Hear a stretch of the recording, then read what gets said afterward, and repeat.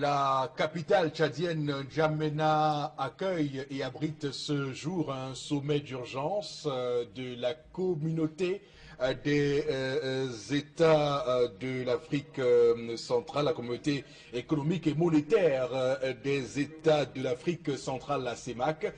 Donc ce qu'on appelle ici une réunion extraordinaire des chefs d'État et de gouvernement. Il faut là prendre des mesures pour stabiliser le cadre macroéconomique de cette sous-région en proie à de grosses difficultés depuis quelques années. On sait qu'en 2016, en décembre précisément, il y avait déjà eu une réunion ici à Yaoundé, ici au Cameroun à Yaoundé, pour donc faire en sorte que cela soit résolu. Mais 2 ans abonné Ali Bongo Ondimba, lui qui est en même temps le président de la communauté économique des États de l'Afrique centrale.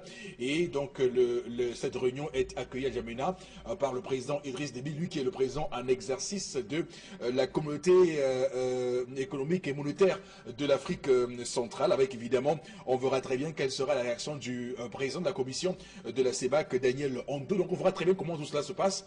On sait déjà que le président Paul Biya risque de ne pas être présent à cette réunion qui commence ce jour à 18 h. Réunion essentielle, cruciale pour le Cameroun, pour l'économie de la sous-région qui doit se diversifier. Vous savez que sur les 6 régions, sur les 6 pays de la sous-région Afrique centrale, il y a 5 qui sont des pays producteurs de pétrole. Il n'y a qu'un seul, la RCA, qui ne produit pas le pétrole. Et donc depuis 2014, avec la baisse des cours du pétrole, on voit comment ces économies-là ont du mal à se remettre en route, malgré tout ce qu'on peut imaginer. On parle également de la détérioration des déficits budgétaires et des comptes extérieurs. On l'a vu tout récemment avec le FMI qui a mis son petit grain de sel sur ce grand dossier. Donc toutes ces questions seront développées ce soir à N'Djamena au Tchad par les chefs d'État et de gouvernement de la CEMAC. Madame, Monsieur, bonjour et bienvenue sur Equinox Télévision pour ce nouveau numéro de votre magazine 10-12 Le Zénith. D'abord, pour installer le panel, je tiens à vous dire bonjour, Monsieur Charlabel, Monsieur Bachou, bonjour. Bonjour, Monsieur Éric Fokoussi Négou. Bonjour à tous les téléspectateurs. Question. À quoi auront servi les 75 milliards censés acheter ou octroyer des ordinateurs aux différents étudiants? Ont-ils atteint leur cible? Question. Que venait chercher Facebook au Cameroun? Était-ce une visite de courtoisie ou un travail porté sur des algorithmes bien précis? Question. Pourquoi n'a-t-on pas retiré les bulletins d'Akeremouna? 3e question. Et enfin, il faut libérer ces conteneurs qui deviennent très gênants au niveau du port.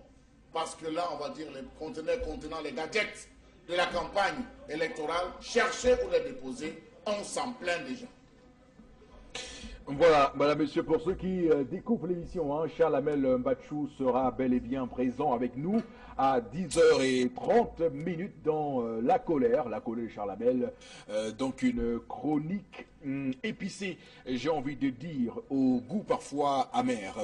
On va également dire bonjour ce matin à Florazé, bienvenue sur le plateau. Merci Éric Fokoussi, bonjour à vous. Bonjour à vous sur le plateau, à nos millions de téléspectateurs.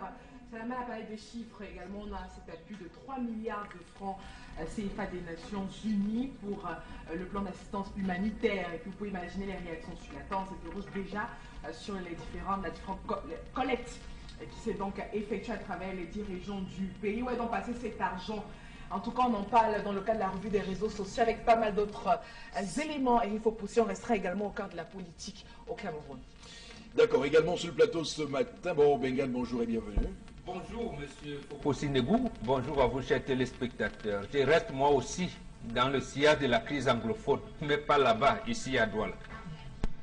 Le coordinateur des activités du marché central de Douala dit que la crise anglophone a plombé les activités de cet espace marchand. Merci beaucoup. Donc ça nous touche déjà ici. Voilà, bon, Benga, donc on va retrouver également tout au long de l'émission, je tiens à vous le dire également, madame, messieurs, on va lancer l'émission de ce matin avec Tendance Cogne, la voyageuse. Voici, mesdames, messieurs, l'histoire du jour. Bonjour et bienvenue. Bonjour Eric, bonjour encore à toutes les veuves qui me regardent ce matin. Je salue les femmes qui me regardent du côté de Ndokpassi, 14e à Ndokpassi. Les pleurs de la femme, une femme veuve qui pleure. Elle m'a dit, maman, ma soeur, est-ce que quand on est veuve, on n'a plus droit au bonheur? Mais attends, elles avaient d'abord une association, c'est à notre époque, association des veuves joyeuses. Pour elle, là, je ne sais pas, bon, si elle est joyeuse ou pas. Parce qu'elle m'a parlé jusqu'à me donner son jour, le jour qu'elle est née. Son anniversaire, c'est samedi. Ou la fête va faire que je ne vais pas samedi manger, boire ma peau, je ne sais pas. Mais ce qui est sûr, c'est que je ne vais que partir. Je n'ai pas l'anniversaire là pour manger et boire. Il faut d'abord essuyer ses larmes. C'est ça que veut dire papa. Parce qu'elle m'a dit que si maman ne parle pas, ma fille, ma soeur, j'attends les réactions de mon bon. Si maman ne répond pas comme je veux, si gâte. Elle dit que souvent tu gâtes, souvent tu arranges. Elle dit que gâter comment? Non, pour les veuves, qui te donne raison. Pour les veuves et les orphelins, on essaie d'abord de voir, on les encadre. J'ai dit que tu dis souvent ça parce que tu vas me dire ce qui est vrai. Quand tu vas, tu veux quitter. C'est les gens qui veulent qu'ils les supportent, là, ils disent que la vérité. Donc elle dit qu'elle dit qu'elle veut que tu la supportes. Le père ne supporte pas le faux. Elle m'a dit qu'elle est née le 29 octobre 78. Dans un village qui était voilà. Elle est venue veuve. Elle est née le 29 octobre 78 dans un village qui était le nom. Ce qui la ronge au point où elle a besoin de conseils, c'est qu'elle a fait la connaissance d'un gars qui est né le 6 avril 80 à Douala. Qui dépasse l'autre? Non, c'est le gars qui est plus âgé. Attends, elle est née en 78. Ah, elle est née en 78. Le gars est né en 80. Non, elle est née du gars de 2 ans. Ah, je croyais que le gars, wow, l'école est bien, oh, calcul mental rapide, je comprends quoi sur ça. Je comprends. Elle dépasse le gars de 2 ans. Oh là là. Mais il y a un problème qui se pose. Les deux s'aiment bien, il y a bien l'amour, ils causent bien. Ce qui l'énerve, c'est que la famille du gars, mais elle est calme. Donc comment? Un mignon gars comme toi, tu vas aller sortir et tu avais une veuve parce que vous avez les projets de mariage, comment? La famille du gars lui a donné l'invite, considère que tu as fait la conscience d'un gars qui t'a bluffé. Donc oublie. Oublie-le. Il n'est pas prêt à être avec toi. Donc où tu es là, prends, j'ai n'importe comment lui mettre. C'est un amour sans progrès ou encore sans projet. Elle ne sait pas comment se tenir. Elle aime le gars. Oh, le gars l'aime aussi. Maintenant, le gars de son côté, il ne sait pas s'il va trouver le bonheur ou le malheur. Et c'est le gars, lui, il est marié. Le gars n'est pas marié. Mais la famille du gars dit que non. Quand même, dis, tu ne veux pas prendre ta vie comme ça, tu vas mettre entre les mains d'une veuve. Tu sais que son mari est d'abord mort de quoi? Son mari est mort tôt. À peine elle s'est mariée, elle n'a même pas fait 5 ans de mariage. Son mari est mort. Ou c'est elle qui a même tué son mari. C'est ce que la famille a dit. Oui, absolument. Maintenant, étant jeune comme toi, tu te permets d'aller être avec une veuve parce que vous avez le projet de mariage. Nous, on a refusé. Donc les deux sont dans l'embarras du choix. Il ne sait pas s'il va aller l'épouser en cachette ou pas. La fille aussi de son côté dit que si ce n'est pas le gars, elle se marie plus elle. Qu'elle se sent à l'aise avec lui. La famille sent encore les cartes que non. Attends, il y a un mot là qu'elle m'a dit. Un langue français là que la famille a dit que si tu es cougar, c'est ton problème. Le cougar veut dire quoi? Que la famille lui a dit que madame, tu es cougar, laisse notre fils tranquille. Le cougar veut dire quoi? Cougar. Comment cougar. Le gars n'est pas pour. Il est bien grand de taille. Cougar, c'est la femme qui est cougar. Les cougars, c'est les femmes âgées qui aiment les jeunes garçons. Moi-même, je ne comprenais pas ça. Que tu es cougar. On disait à la femme qu'elle est cougar. Oui, on l'a appelé pour dire que tu es cougar. Laisse ce fils tranquille. Va chercher ailleurs. Non, c'est bien de faire l'école comme Foposi Negou. Moi-même, je disais. Tu me remercies, maman. Maman, on m'a appelé, je viens t'appeler. Tu comprends, maman? Avant, j'appelais Isabelle Caro, maintenant, elle n'appelle plus. Même à elle n'appelle plus, je t'appelle avec Eric Foposi.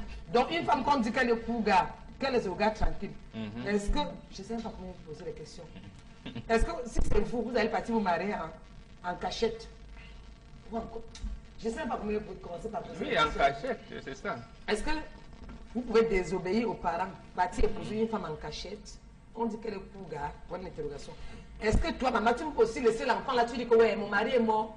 Oui, j'ai enlevé le noir, j'ai fait tout. Mieux, je trouve un homme qui me dépasse en âge ou qui a l'âge de mon mari. Comment on gère cette situation? Donc, ils ont besoin de vos conseils. Eric, je m'arrête là. Fais mon bon, je te reviens dans quelques secondes. Oui.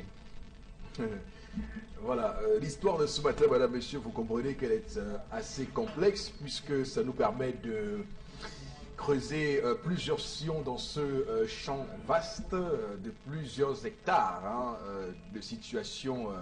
Et là, on voit très bien qu'il s'agit là d'une veuve. Donc, la question de la veuve sera évidemment évoquée dans cette affaire. Et il y a cet autre élément important à relever, c'est celui des femmes âgées qui se mettent en couple avec des jeunes hommes. On sait que le phénomène est très présent dans les pays occidentaux, mais ça commence aussi à faire une entrée fracassante au Cameroun, où on voit des femmes qui entretiennent des jeunes hommes qu'on appelle le plus souvent des gigolos. Et est-ce que dans ces relations-là, il s'agit souvent vraiment d'amour, ou il y a toujours un intérêt derrière qu'on pourrait déceler? Bon, Bengan, quelles sont vos observations de l'histoire de ce matin?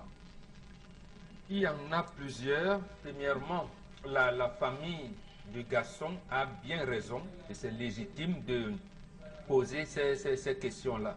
Vous m'avez entendu demander à fille Tendance si le gars était marié. Non. Eh bien, le gars n'est pas marié. Et ça pose un problème. Est-ce que lui est 38 ans, épouser une femme de 40 ans, c'est sur quoi elle va connaître sa ménopause bientôt. Et la dame n'a même pas l'enfant aussi. Voilà. Et elle est restée comme ça parce qu'elle a vite perdu son mari. C'est un problème. Pour la famille du garçon, c'est un problème qu'il faut résoudre. Parce qu'on se marie, on en parlait encore hier, par amour certes, mais c'est pour avoir les enfants. Pour perpétuer l'espèce humaine, oui. Effectivement, le premier. Mais le problème également que ça pose, ça renvoie au rite de veuvage. J'entends souvent des choses ici qui me font rire, mais à un moment donné, ça me désole un peu. Les rites de veuvage, la femme, parce que c'est la femme, c'est la famille qui épouse la femme. Pendant les rites de veuvage, qu'est-ce qui a été convenu de cette femme? À bien regarder, elle n'a pas fait des rites de veuvage comme on le recommande dans nos traditions. Le rite de veuvage voudrait dire que la famille qui est venue t'épouser, maintenant où leur fils ne vit plus, quel est le statut que tu auras? Tu peux légitimement accepter, puisque le mariage est fini, accepter, j'avais dit, de prendre tes libertés, d'aller épouser qui tu veux. Mais la famille doit t'accompagner, parce que en fait, ça s'accompagne, et c'est là où même votre droit positif, bon, je les critique souvent, ils ont quand même mis quelque chose de positif là-dedans, c'est qu'il faudrait que la famille fasse un jugement de non-remariage à la femme pour pouvoir bénéficier des pensions et autres, s'il y en a. Mais elle a la possibilité de rester chez sa village, j'allais dire, dans la famille de son défunt mari. Et à ce moment-là, il faudrait bien qu'elle trouve un mari au sein, parmi les frères de son mari. Et là, ça pose ce problème. Oh, ce n'est pas ce qui se passe pendant les rites de veuvage. Les femmes viennent vous dire, mais on vient vous imposer le fait de reste. Non, on n'impose pas. La démarche est que on vous demande à la femme, est-ce que vous avez eu à flirter avec... Est-ce que vous avez eu à flirter avec un frère de votre mari? Sinon, est-ce qu'il y en a un qui vous... Voilà. C'est ça, en fait, dans les rites de veuvage, c'est ça qui accompagne. De telle manière que quand une femme dit « je reste à côté de la tombe de mon mari et on trouve un frère de son mari qui va rester avec elle. Et ce sont ces femmes qui vous font le rite de veuvage qui ont l'obligation d'aller vers votre coépouse désormais, parce que généralement les hommes mariés. Est-ce que l'homme qui va rester avec la veuve, il est marié, sa femme va l'accueillir comment? Si c'est un homme qui n'est pas marié, pour le cas, si ce garçon de 38 ans est de la famille du défunt mari, ça ne cause pas de problème. D'accord. Ça ne cause pas de problème. Il peut rester avec la veuve de son frère aîné qui est décédé. Ils peuvent bien vivre ensemble. Et maintenant, regarder dans quelle mesure si elle peut encore procréer ou pas, mais là, ça ne poserait pas de problème. Le problème, à mon avis, c'est que peut-être c'est une autre famille et qu'on n'a pas le statut de cette femme si elle est restée libre, mais je vois trop d'occidentalisation de ces choses-là. Alors que dans nos familles, dans nos coutumes, c'est bien réglementé. D'accord. Je vous avais dit qu'on creuserait beaucoup de sillons dans ce vaste champ de plusieurs hectares. Alors, Chalamel, je vous passe la parole pour la suite. Hein. Alors, monsieur Eric Fopoussi, on a un ensemble de questions qui sont posées par les deux cas. Ou si vous voulez, un ensemble d'interrogations ou alors de constats. Le premier, c'est que dans la belle famille, on dit qu'elle est veuve. Deuxième, elle est plus expérimentée. Elle n'est pas âgée. Elle est plus expérimentée. Voilà comment on tient le langage, monsieur le Fopoussi. Elle est plus expérimentée. Ça veut dire qu'elle a une perception de la vie. Elle a une perception de la chose que le gars n'a pas. Et n'oubliez pas, une femme de 20 ans agit comme un homme de 40 ans. Tandis qu'une femme de 30 ans agit et se comporte comme un homme de 60 ans. Donc, la femme a un décalage beaucoup plus énorme entre l'homme, de l'homme autant que moi. De l'autre côté, on a une question qu'on se pose. Pourra-t-il s'en sortir? Lorsque vous avez affaire à une femme rusée, une femme expérimentée, pourra-t-il s'en sortir? Elle maîtrise les rouages du mariage que lui ne maîtrise pas. Autre point, pourra-t-il perpétuer sa descendance, comme l'a développé Bobo? Pourra-t-il perpétuer sa descendance? À tout cela, M. Fopoussi, on clôture par trois autres questions. De quoi est mort son mari? On regarde du côté conventionnel. Avait-il une maladie XX? Était-ce une maladie incurable?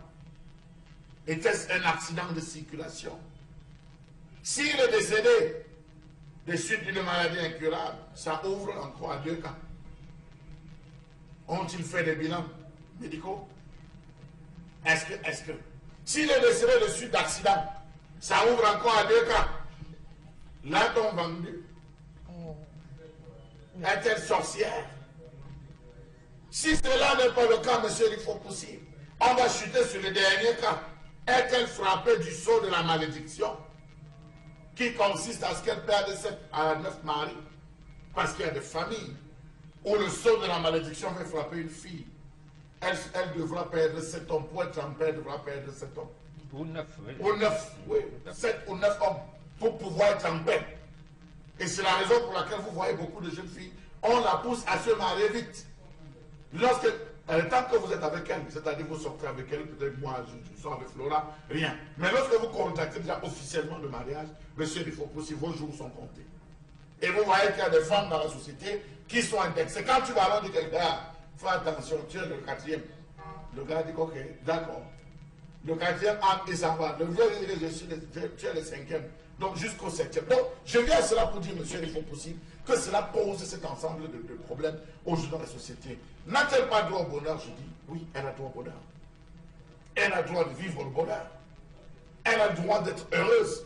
Mais devra-t-elle être heureuse forcément avec un garçon de 38 ans? Je dis non. La société ne va jamais l'accepter. La société bantou ne va jamais l'accepter. Sauf la société occidentalisée qui va trouver qu'en cela il n'y a rien. C'est l'amour, c'est la vie. En oubliant que la femme vieillit plus vite que l'homme. La femme a tendance à plus vieillir plus rapidement que l'homme. Non, mais Chalamel, attention, faut pas quand même, je veux dire, l'écart là, 30, 38, 40, c'est pas, je veux dire, c'est pas non plus, c'est pas non plus considérable par rapport à, parce que, et je pense pas, puisque on parle, elle a 40 ans, elle n'est pas cougar avec un monsieur de 38 ans, elle n'est pas cougar. Quand on parle de cougar, c'est qu'une femme de 40 ans sort avec un jeune de 20 ans, voilà une vraie cougar. Monsieur Eric Fopoussi, est-ce que vous êtes sûr que c'est son vrai âge? Oh, Ça veut dire quoi? Vous savez dire ce que ça veut dire? La logique de l'histoire, on va pas... Non. Pourquoi a-t-elle insisté avec autant de précision à donner la tendance, son jour, le mois et l'année de sa naissance? Moi je m'en tiens à l'histoire de ce matin. Moi je m'en tiens à l'histoire de ce matin. 2 ans d'écart pour la femme, pour l'homme. C'est-à-dire l'homme a 38 ans, elle 40 ans. C'est comme vous dites, je connais des mariages où la femme, elle est née de l'homme de près de 8 ans, 10 ans qui marche. Absolument, nous connaissons 10 ans de plus. mais la société s'interroge sur cet état de choses. Il y a des mariages, nous en Quand on s'interroge, mais après, quand les gens se rendent compte, vous ne savez pas ce qu'il est dit. Les gens peuvent se rencontrer pour une raison, pour X ou Y raison, et c'est ça qui permet qu'ils cimentent leur couple. Donc on ne peut pas aujourd'hui, sur la base de qu'une femme est plus âgée qu'un monsieur, décréter que ce sera un fiasco, un flop total leur union, puisqu'on voit très bien que si une femme décide, elle, de se mettre avec un gelot, c'est qu'elle a forcément des raisons. Bon, on peut aujourd'hui faire des thèses comme on veut. Qui est mort était mort aussi à 38 ans. Alors, oui, alors, non mais franchement... Quelqu'un a dit que l'amour n'a pas d'âge. Et puis, il faut aussi dire que c'est pas prouvé. Je veux dire, l'homme peut avoir 38 ans, mais l'âge physique, pas forcément, c'est qu'il a engrangé comme expérience dans la vie. Attention, monsieur Eric. Oui, bien sûr. Attention. Il y a des gens qui a un âge, qui a 38 ans, ont vécu des choses. Alors, je vois votre calme, Charles. Alors, je vais dans ce débat pour faire en sorte du sujet. Ok.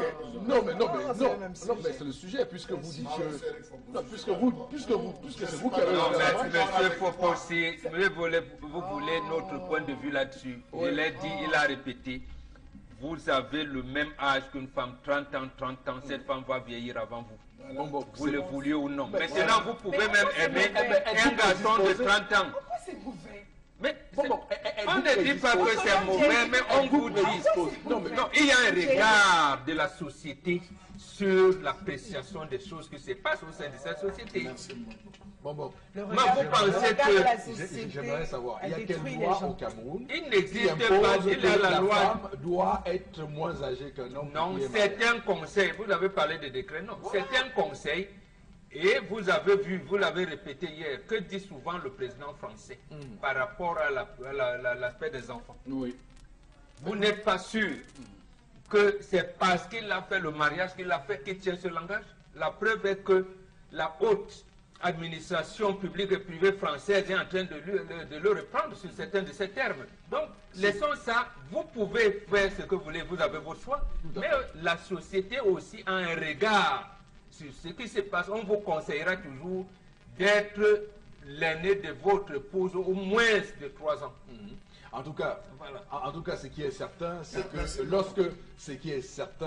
lorsqu'un homme se met avec une femme, tous ces éléments-là, il les a. Il sait qu'elle vieillira avant lui, il sait qu'elle aura la ménopause, il sait tout ça. C'est sur cette base qu'ils se mettent ensemble. Vous vous rendez compte que pendant la dot, le rituel de la dot, lorsqu'on parle, on prononce toujours le nom de la personne, la date de naissance, la date, le mois et le jour de naissance. Même lors du mariage, la célébration du mariage, on lit, lorsqu'on procède à la lecture, on dit toujours né en telle année, à monsieur tel. Directement dans la salle, les gens font des calculs et le débat commence à s'ouvrir à ce niveau. La société, que vous le vouliez ou non, a un regard figé sur cette question. Vous ne pouvez pas empêcher de ceci. On a vu des jeunes garçons de 26 ans. Pourquoi sur la toile, vous vous plaignez? Pourquoi sur la toile, sur Facebook, vous vous plaignez de voir une jeune fille de 16 ans qui a épousé un père de 60 ans ou 80 ans? Vous vous plaignez pourquoi? Si tout à fait c'est normal, chacun peut mener sa vie comme il veut. Non, là c'est plus pareil. La loi. Ah là, ça c'est plus pareil. Non, la société, on parle d'une dame qui a 40 ans, qui a 38 ans. Chalamel a parlé d'expérience. Chacun ici, quand on veut se mettre en relation, on recherche de l'expérience chez l'autre.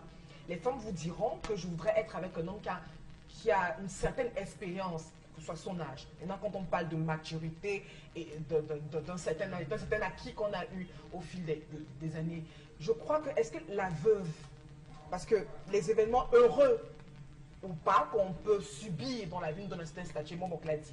Maintenant, elle a perdu son mari, là, il y a le statut de veuve. Elle est passée par tous les rituels et autres, et maintenant, elle a besoin de refaire sa vie. A-t-elle droit au bonheur? Oui. Oui, elle a droit au bonheur. A-t-elle droit de choisir ou alors de tomber amoureuse d'un monsieur de 38 ans? Je dis oui. Parce que le monsieur de 38 ans voit en cette dame de 40 ans une femme qui ferait son bonheur, qui sera bonne à la maison, qui pourra entretenir les enfants, etc. J'ai dit à 40 ans, c'est encore possible de faire les enfants. Et je le dis encore, quand on est amoureux, c'est vraiment au-delà de l'amour, il y a des considérations qu'il faut avoir.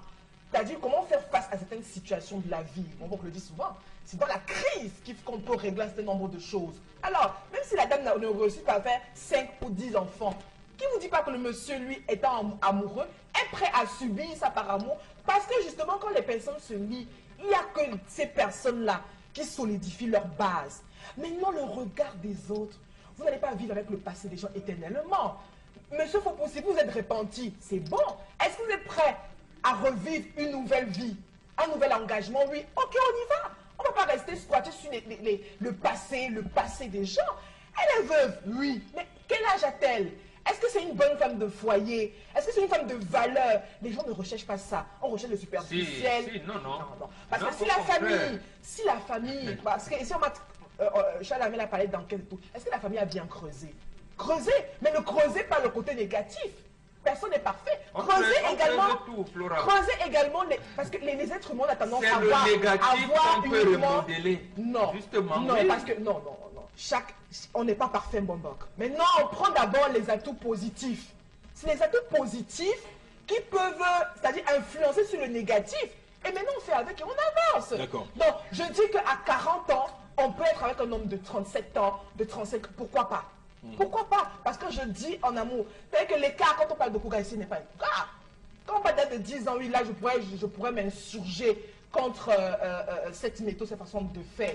Mais là, elle a le droit de tomber amoureuse, pas parce qu'elle a perdu son mari, si son mari est OK. Alors, parce que Charles Amel a évoqué certains cas. Qui ne vous dit pas que son mari qui a cherché sa mort lui-même? Pourquoi? On va regarder tout ça. Oui, mais pourquoi imputer? C'est pourquoi je dis qu'il faut... Non, on regarde tout ça. Oui, c'est pourquoi je dis, en regardant tout ça, regardez d'abord le bon côté des choses. Il n'y a pas de d'abord. Laissez le côté négatif de côté. On regarde tout ça. Pourquoi? Ce que vous oubliez. Oui. Aujourd'hui, ça devient un débat parce que le regard de cette société qui se projette à travers les voix de la famille de ce garçon disent non, vont en opposition à ce mariage. Les deux raisons évoquées, la première raison, c'est parce qu'ils n'ont pas suffisamment enquêté sur sa situation de veuve. A-t-elle fait les rituels comme Bobo l'a dit de veuvage? Premier point. Deuxième point, elle est plus âgée que son gars. Elle a 40 voilà les ans. 2 points, elle est plus âgée que ça. C'est déjà ok, Flora, on accepte. Non, la vérité... On regarde d'abord tout ça, on accepte. Même pour la jeune fille. On peut voir, est-ce que cette fille est issue d'une famille où il y a l'épilepsie? Vous enquêtez pourquoi? Parce qu'elle est veuve? Non. Vous enquêtez parce qu'elle est veuve? Sur tout le monde. On enquête sur tout le monde. Mais davantage sur la veuve. En tout cas, la veuve, oui, merci de bien comprendre parce que... Une fois passée par les rituels qu'il faut, chrétien ou pas, elle a le droit, oui, elle a le droit de refaire ça. terminé. D'accord, c'est terminé. Alors, Tendance va également dire quelque chose. Mais dis donc, attendez un peu là. C'est des gens qui t'imposent des problèmes. Non, parce que je suis dépassée. Il y a une question que je vais vous poser là. Quand tu vois un papa de 60 ans traiter avec une fille de 20 ans, ça ne pose aucun problème. Pourquoi quand une femme de 40 ans fonctionne avec un gars de 38 ans, on fait de simples problèmes d'état? Et pourtant, c'est... Laissez vos enfants aller où leur cœur les entraîne. L'amour qu'on refuse parfois, c'est où c'est sucré. Où on te dit que je n'aime pas moi le gars, c'est où tu meurs. Vraiment. Tu fais la connaissance de quelqu'un, la famille dit que non, on l'aime pas. Non, il est bizarre, c'est où tu meurs. Laissez vos enfants, chacun a droit au bonheur. Et chacun va aller où son cœur l'entraîne. Quand même. 38 ans, tu sais ce qui est bien pour toi et ce qui n'est pas bien. Parfois, vous poussez les enfants à s'égarer. Tu vois un gars qui est là, il fait son choix. Mais vous venez vous opposer qu'ici, là où... Non. On apprend aux garçons de bien ouvrir les yeux. Au même moment où on écoute le cœur il produit les sentiments, mais c'est le cerveau qui donne la raison. Donc on vous apprend de lier les deux. Ceux qui partent jusqu'à dire que tu sais que son mari est mort de quoi? Absolument, on doit savoir. Quand on vit, on doit mourir. Si c'était un moukouani, on doit savoir. Quand on rit, on doit mourir. Quand on vit, on doit mourir. Et précis tout le monde va vieillir, tout le monde va vieillir, tout le monde va die. Tout le monde va die. C'est vrai. Ce n'est pas qu'on a dit. Florazé, attends une seconde. Oui, parce que... Non, pourquoi vous en faites une affaire personnelle? Non, Vous faites comme si c'était une non, affaire je qui touche veux particulièrement. Non, mais j'ai l'impression que... Non, sincèrement, je... Non, mais c'est comme si on vous affichait. ils ont dit, je suis une femme, Merci d'avoir fait le constat. naturellement, parce que la femme vieillit plus. Donc, il faut faire ce qu'il faut parce qu'elle vieillit plus. Non, la femme sait, quand chaque être humain doit vieillir. La femme sait qu'à un certain âge, elle va atteindre la ménopause. Elle ne pourra plus normalement faire d'enfants, etc. Elle le sait, pas besoin de le rappeler. D'accord, ok. Et c'est un critère, Eric, aussi, pour tomber amoureux. On a d'accord, Flora. On a le droit. On a Car la mère l'a compris en disant cette femme a le droit d'être heureuse. Sauf que, M. Erickson, Voilà, elle a le pour droit les d'être garçons, heureuse. chez les Bantous, les Bantous dont je suis fier d'appartenir, M. Foucault aussi, avec bon, on ne dira pas le contraire, que entre 15 et 20 ans, le jeune garçon était initié par une femme mature. Absolument. Je confirme. On le Merci, sait, bon. on le sait. Mais Par une femme. c'est l'initiation. Non, mais je dis, il était initié à la connaissance de la vie, à la connaissance sexuelle par une femme. Je dis que 15 à 20 ans On par le une sait, femme on le mature. sait. Mais Voilà la question, qu'on posait. À cette période, Non, faut qu'il aille, qu'il écoute soit donc, Flora. avec Vous pouvez pas tout voir en même temps, je vous en prie. La question que le père posait aux mamans de garçons, c'est que est-ce qu'on parle de mon fils là dehors? Voilà. D'accord. Là, on va continuer maintenant. On me muselle. Non, c'est ton histoire qui est intéressante. Ça, c'est le français. Vous me muselez là. ton histoire est très intéressante. Ah bon, vous me muselez sur ce plateau. Je reviens. Les enfants qu'on accouche, on n'accouche pas leur cœur. Aujourd'hui, tu as la maison avec un enfant de 35 ans. Il va te dire que non, il aime mieux que les mamans de 42 ans. Tu fais comment? Tu ne vas rien faire. Cherche l'expérience. Parce que même si tu refuses, il va aller faire derrière.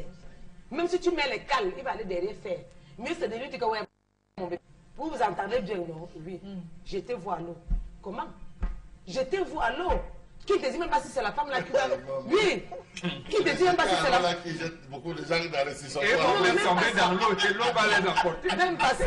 Moi, j'ai dit dans ma tête, j'ai souvent dit à mes enfants que quand vous voulez marcher là, contrôlez vos chemins. Et cherchez à causer avec les gens qui vont vous servir à quelque chose. Je ne veux pas les relations de bière, ni de soya. Non. Même c'est ta camarade de classe. Il faut que tu dis que ouais, je pas. Les enfants qu'on a poussé sont par exemple Flora. Souvent j'arrive mon fils, que tu fais l'université, non? Chérie, regarde-moi dans les yeux. Je te dis que tu es tout pour moi, non? Oui, ma. Même pour dire bonjour à une fille, parce que c'est que tu es encore l'enfant. Quand tu vas commencer à dire bonjour à une fille, quand vous avez une fille, même si c'est ta camarade de classe, quand tu vas dire que périmètre du carré c'est quoi? Elle va te dire que périmètre du carré est égal à côté x 4. Ne parle pas avec une fille. Vas-y, donc le niveau est élevé. Côté égal à périmètre divisé par 4. Ah oui, Parce que j'apprends. bravo. J'apprends maintenant. Hein. Oui, la tendance. J'apprends. Même mes enfants me montrent. Non, il pourra choisir. Oui, donc quand vous avez une femme où tu sais que non, quand je parle, elle m'écoute. Ne viens pas. On ne regarde pas seulement là. L'apparence nous trompe. Voilà. Viens, non. Tu connais mon histoire avec Coupé, non, maman? Oui, tendance. Hey, qui était avec Coupé, on disait seulement que papa, tu as apporté cette fois-ci. Alors que quand Coupé, je dormais. Quand Coupé, tout ça, que il fait, je dors. Comment? Donc, ses amis disaient seulement que papa, non. Gars, de tous les gars qui a su, c'est que celle que le sang bouge là, non. Parce que j'aimais Coupé, j'étais posée. Même jusqu'à poser, je suis une fille calme. C'est les gens qui me cherchent un problème. Ok. Tous les jours me cherchent un problème, surtout calme dans mon pouvoir. Merci. Je Tendance. parle souvent, on n'entend pas ma voix. On va lire quelques messages, madame, messieurs, de nos téléspectateurs. Florazé. La première réaction de ce matin nous dit, pour moi, chacun doit enquêter sur l'autre, hein, et voir ce qui ne va pas chez X ou chez Y. Car même l'homme qui a 38 ans n'est pas marié, c'est un problème aussi. Merci. Une autre réaction ce matin, de plus en plus, actuellement j'ai 52 ans et nous sommes mariés depuis 20 ans, et de plus en plus, mais côté sous la couette, je n'éprouve plus le même plaisir qu'avant, donc ça peut avoir un problème, cet écart d'âge à un moment donné. Tout c'est dans la tête. C'est C'est que tu as tout, c'est les pas- vues ailleurs. Quand un homme fait ça, c'est qu'il a les vues. Généralement, au Cameroun, si Quand vous vous voyez les voyez... vues, c'est comme ça que ça fait. Les likes. Ah oui, oui, d'accord, je Oui, comprends ce que tu veux monsieur, dire. oui. Ah oui, d'accord, ok, je comprends ce que tu veux dire. Ouais. Ah d'accord, ok. Oui, mais c'est pourquoi la polygamie est autorisée. Voilà. Généralement au Cameroun,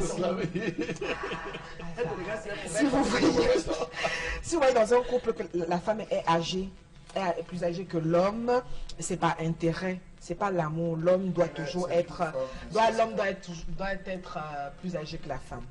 C'est écrit où ça? C'est écrit ça où? C'est écrit. Pourquoi les blancs nous dépassent? Les blancs ne savent pas. Ceci Ça n'a rien à voir. Ça n'a rien à voir avec insatiable ou pas insatiable. Non, je ne mets pas les débats inutiles. Non, mais comment vous voulez on ne peut pas se retenir parce que Chalamel dit ça. Chalamel, le gros mot qui ne se rassasie jamais. Qui ne se rassasie Elle jamais. ne se rassasie jamais. Appétit, Oh, on ne se rassasie pas.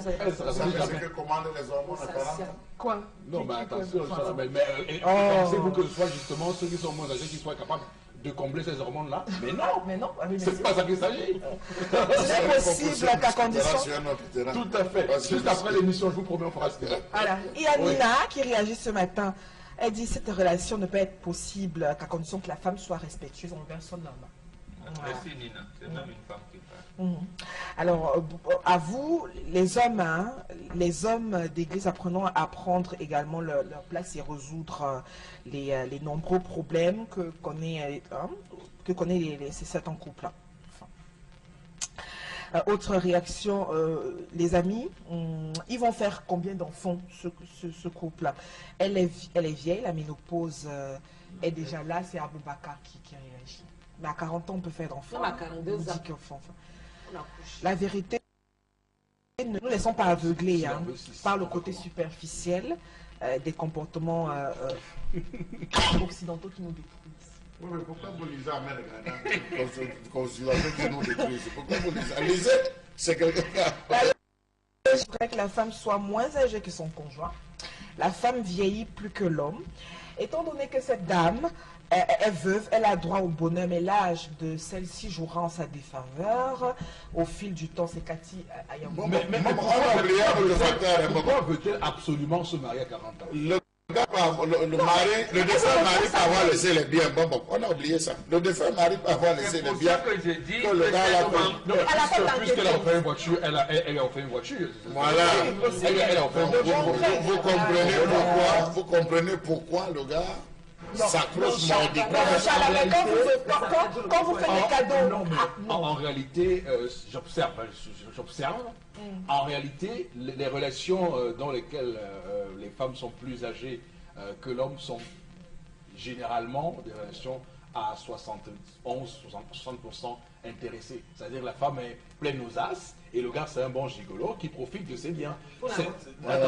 Et il faut le dire aux femmes parce que dans une relation où vous êtes plus âgé que le monsieur, même si vous semblez vous épanouir, c'est vous qui êtes en danger. Voilà. Parce qu'il n'est pas exclu comme ce monsieur c'est lui, il ne ressent plus rien. Donc il va forcément se retourner vers une femme moins âgée. Et pour la voiture, comme je te disais tout à l'heure, je n'ai même pas mis dans l'histoire, mais elle m'a dit qu'elle a donné la voiture parce que le gars fait plus de marches à quoi elle. La mère du gars aussi de son côté, les sœurs disent que la voiture là, on la coûte au camion. Donc va derrière la malchance qu'on donne à la femme. Que la voiture là, tu vas entrer sous le camion avec. C'est la malchance que vous lui donnez. C'est intéressant. Et vous les sœurs, quand vous n'êtes pas mariés là, quand vous êtes mariés, partez gérer vos foyers. D'accord. Merci beaucoup à tous et à chacun d'être là ce matin sur Equinox Télévision. Mesdames, Messieurs, on va poursuivre cette émission entre 10h et 12h. Voici La colère de Charles Hamel.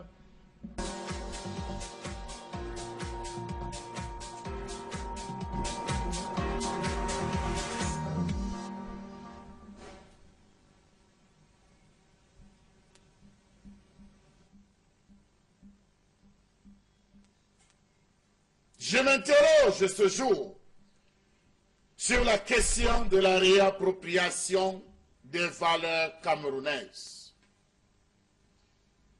Comment comprendre qu'à ce jour, les Camerounais ont perdu les valeurs d'antan? Comment est-ce que l'esprit de Oumniobé, l'esprit de Félix Roland Momier, se soit envolé définitivement du cœur des Camerounais? Comment comprendre que ces Camerounais qui étaient soucieux de défendre leur intégrité, se soit désormais volatilisé. Peuple affat, observateur. Et oui, comment comprendre que le Cameroun continue d'utiliser, 50 ans après les indépendances, l'ensemble des expressions propres aux colons? Quelle est l'identité du Camerounais? S'il advient qu'on place un Nigérian, qu'on place un Camerounais, qu'on place un Ghanéen, qu'on place un Ivoirien, aussitôt la différence se fera, parce que chacun se balade et vit par rapport à ses acquis culturels, par rapport à ses idéaux. Mais au Cameroun, par quoi vit-on? Comment est-ce que les Camerounais sont perçus à l'extérieur? Voilà autant de questions qu'on est appelé aujourd'hui à se poser. Comment comprendre que ce soit les autres qui possèdent pratiquement tout au Cameroun? On nous parle de 5000 entreprises qui seraient détenues par nos frères voisins. Qui sont ces conseillers techniques dans tous les secteurs sensibles de ce pays pour que l'accès à l'eau, l'énergie, la santé, l'éducation, l'industrie, l'audiovisuel, même la brocante, censée être vendue à vil prix, se retrouve aujourd'hui à devenir une fortune pour ceux qui ont la chance de vouloir ou de s'offrir un appareil. Comment comprendre que ce soit tous ces conseillers techniques qui ferment les yeux devant les plus grosses bavures? Oui, ce sont eux qui fournissent la connexion Internet approximative, les services de téléphonie, transportent tous nos dirigeants sans aucune exception, abritent leurs familles et gardent leur argent, que ce soit encore eux qui produisent nos cartes d'identité et passeports, contrôlent tous les ports du Cameroun. Vraiment, interrogeons-nous, où est passée la valeur, la véritable valeur des Camerounais? Que ce soit eux qui coordonnent et attestent de la qualité de nos diplômes, vous ne pouvez sortir sans qu'on ne dise le bac camerounais.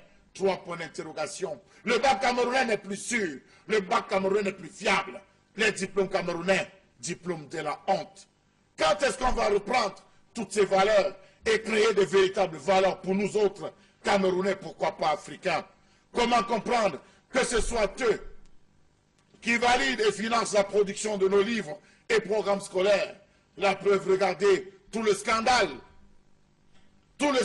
qui a tourné tout autour du livre cette rentrée, avec ces concepts nouveaux, intégrés, mieux que dis-je, ces concepts néfastes et émergents. 2018. On se retrouve aujourd'hui à ne plus savoir qui commande quoi, qui gère quoi, qui tire les ficelles dans l'ombre. Le peuple semble être perdu. Voilà des routes sans goudron. Voilà des axes routiers sémant la mort. Nombreux sont les Camerounais qui de janvier à ce jour ont perdu la vie. Combien sont ceux-là qui par négligence médicale viennent à rendre l'âme dans nos hôpitaux?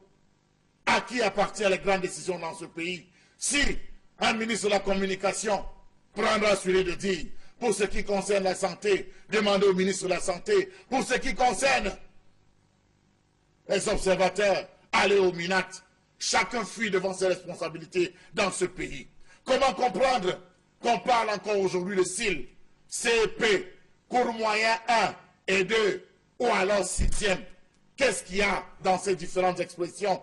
N'y aurait-il pas moyen de trouver une autre phrase, une autre appellation propre aux Camerounais?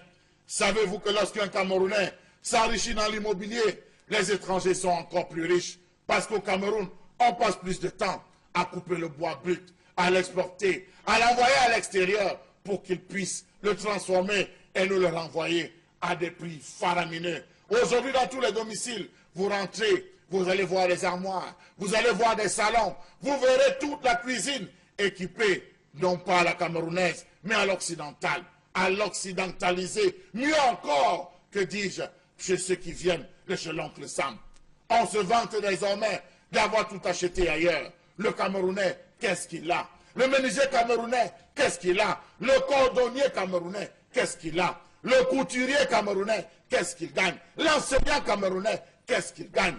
Au fond, nous sommes tous une coquille vide, sans valeur. Et voilà un sujet qui va beaucoup faire sourire Bobo Bengan, qui est d'ailleurs très friand de ce type de problématique, parce que c'est au cœur d'ailleurs de ce qu'il a souvent décrit ici comme étant le problème du Cameroun, cette dépendance de l'extérieur, ce pays qui, comme on le voit très bien, n'est pas la propriété des Camerounais et que c'est tout ce qui se fait vient d'ailleurs. On le voit dans le ressenti général et dans tout ce qui se fait au quotidien, que ce soit sur le plan politique, économique ou social. Oui, absolument. J'allais dire, Charles Lamel a bien commencé, bien conclu sa chronique aujourd'hui. Oui. Où se trouve l'esprit des Moumiers. Il a terminé en disant, parce que nous n'avons pas voulu le suivre, nous sommes dans le vide. C'est justement ce qui s'est passé avec nous. Et l'homme politique français Jean Jaurès disait, on n'enseigne pas ce que l'on sait, on enseigne ce que l'on est. Et qu'est-ce qu'on est? Nous sommes quoi? Ou alors nous sommes qui? On me dit les deux, ça fait deux questions. Vous savez, pendant la lutte pour l'indépendance, on dit l'accès à la souveraineté internationale. Il y avait une chanson qu'on chantait dans tout le Cameroun. Oumnyobe Chege, indépendance Babou. Les gens de ma génération le savent. Donc, Oumnyobe, c'est un bouc. Il n'y aura pas d'indépendance. Et nous sommes là précisément parce que ceux qui combattaient les indépendantistes, on les a mis là pour gérer le pouvoir, le pays qu'ils ne connaissent pas. Ils n'ont pas appris à gérer. Voilà Ils n'ont pas voulu gérer d'ailleurs. Oui, qu'ils n'ont pas voulu parce que pendant longtemps, ils ont combattu ceux qui avaient une idée de ce que peut être l'identité camerounaise. Oui. Et un jour, on assassine ceux qui avaient cette idée-là, on les met devant, on les dit. C'est pour cette raison que jusqu'en 90, je vous dis, il y avait les coopérants qui enseignaient encore les mathématiques, les sciences naturelles dans le lycée, le collège au Cameroun. Tout à fait. Les Européens qui oui, les Européens. Oui, pour expliquer aux gens qui nous écoutent, oui. C'est-à-dire que c'est quand même inadmissible. Oui. C'est inadmissible. Et on leur disait, à Moumié notamment, je me rappelle j'étais dans les années 53, avec le père d'Andamon Djamdoya, parce qu'il faut citer les choses. Moumié, on lui dit, mais à Fumba, chez lui, il lui dit, mais descends de ton état. Tu montes, tu descends, tu apprends des choses aux gens, c'est quoi ça? Tu es en train de lutter pour l'indépendance du pays alors que nous sommes incapables de fabriquer une bûchette d'allumettes.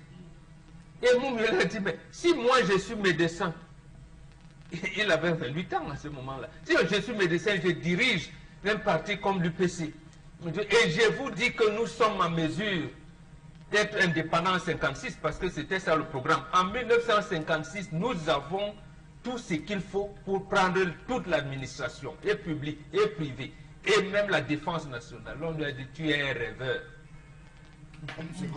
Tu es un rêveur. Aujourd'hui, qui était donc un rêveur? Donc voilà Moumié qui est dans la réalité des faits. Et voilà un bonhomme. Parce qu'à partir de 58, quand on les chasse à Kumba, ça aussi il faut le dire, il s'est réfugié au Caire et à Khartoum. Voilà un bonhomme qui n'est pas président de parti, mais qui dirigeait les rencontres où siégeaient les présidents. Tous les problèmes des rencontres lignées, où il y avait les Tito, président Tito de la Yougoslavie, le Nasser de l'Égypte, et Sékou Touré et bien d'autres. Il présidait les rencontres. Pour un type de ce genre qui est mort à 35 ans, figurez-vous, parce que quand on vous parle de Félix Roland Moumié, mort en 60, vous avez l'impression que c'est un vieux papa. Et quand les femmes à Tomba, les flanquins disent, ah bon, vous êtes des enfants, Moumié est mort à 35 ans. Et je vous rappelle que c'est lui qui avait rédigé le discours de Lumumba, quand Lumumba avait présenté l'indépendance du Congo. Mobutu qui a transformé le Zaïre du Congo à l'époque. Donc, voilà des gens qui avaient une haute connaissance des affaires du pays. Mais un jour, en 57, en avril 57, les Français décident de faire naître un État par un décret. C'est ça qui nous bloque jusqu'aujourd'hui. Donc, et le même Moumié disait que notre indépendance est suspendue. C'est pour ça que les intellectuels vous parlent de l'indépendance factice. Donc nous sommes là, mais nous ne sommes pas là. C'est là donc on assiste ainsi aux symptômes de cette indépendance de façade. Oui, des façades, L'indépendance en carton. Et vous avez bien fait même de rappeler ce qui se passe en Djamena, voilà. à ce moment. Tout à fait. Donc, les Français vous disent aux États dits indépendants. Donc, pourquoi vous voulez vous réunir à Malabo? Arrêtez-nous ça. En rencontrant nous en Djamena. Et aussi, pris les bagages, ils s'en vont en Djamena. Voilà. Et alors qu'ils vont vous dire, nous sommes un pays souverain. Nous décidons de ce que nous ferons. Il dit, mais fermez-moi ça. Voilà. Il dit, non, on n'a pas rencontré nous dans 2 jours à Djamena. Et depuis... Et ils y vont sans savoir l'ordre du jour. Parce qu'on ne sait pas encore si on va dévaluer ou pas. Voilà. On ne sait pas, parce que ça reste encore une question. On ne sait pas encore. Ils vont comme les jeunes enfants. Alors, oui, Charles. Monsieur Rifopoussi, on vient à peine de donner les résultats. Enfin, le Conseil constitutionnel vient à peine de donner les résultats des élections.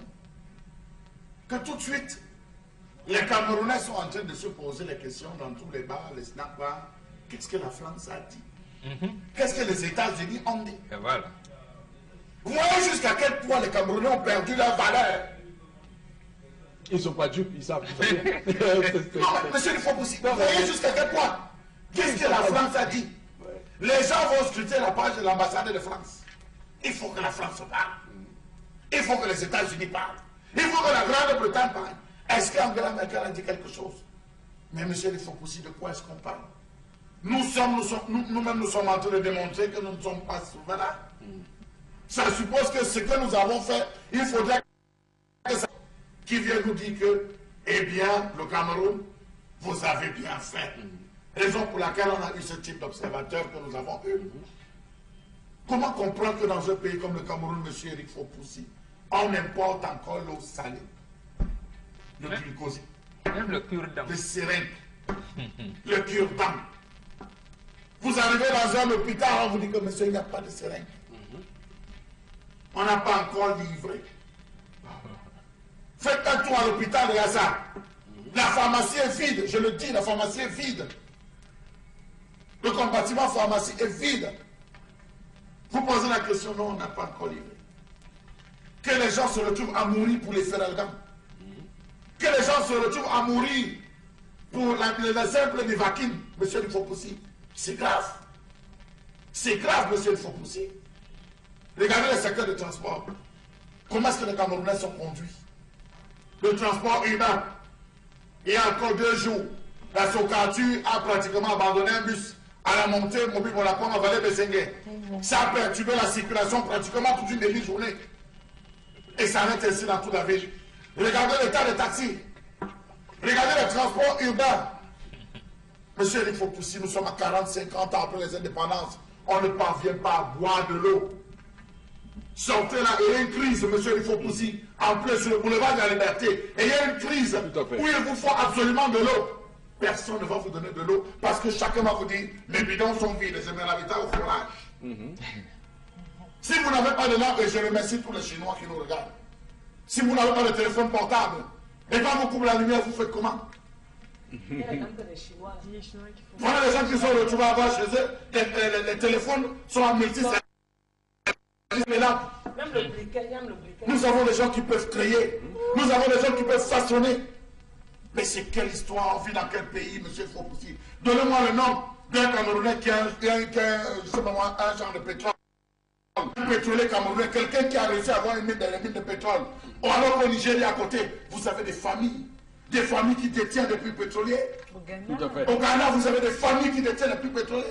Ici au Cameroun, on nous dit que, attendez, laissez, on protège cela parce qu'il y a des lampilles, des prédateurs étrangers qui vont venir. On va aller pour les générations futures. De quoi parle-t-on dans ce pays? Ok, merci Chalamel. Donc on fait le constat ce matin, comme on le fait chaque matin ici, que le Cameroun et bien d'autres pays déjà du continent africain ont besoin, surtout les pays d'Afrique francophone ont besoin de leur indépendance totale, effective, puisqu'on voit que ce que vous décrivez, ces choses qui sont importées, viennent du fait qu'on nous a imposé un modèle économique et que ceux qui nous dirigent ont le sentiment si la France ne reconnaît pas la victoire, mais vous verrez, parce que et c'est ça justement, et c'est ça le combat que les pays doivent mener. Et j'ai tendance à donner raison à ceux qui pensent que les Africains doivent commencer à développer des armes, comme on voit la Corée du Nord, pour avoir une capacité de nuisance qui puisse faire peur à ces gens, parce qu'ils savent que dès qu'ils envoient 2 bombardiers là, 2 rafales, c'est terminé. Absolument. C'est ça le problème. À un moment donné, il faut qu'on réussisse à dire à ces gens que si vous tentez avec vos rafales, on vous envoie telle chose. Monsieur Rick Fokoussi, tout cela passera par l'éducation. Oui. Pas pour vous en parler tout à l'heure de Félix Oula-Moumié, de ses positions, de Ouniobé. Attends seulement une maxime. Vous vous rappelez, moi vous vous rappelez dans les années 80-90, lorsqu'on publiait le Cameroun Tribune, il y avait toujours une citation du chef de l'État. Ouais, il y avait des citations. Ouais.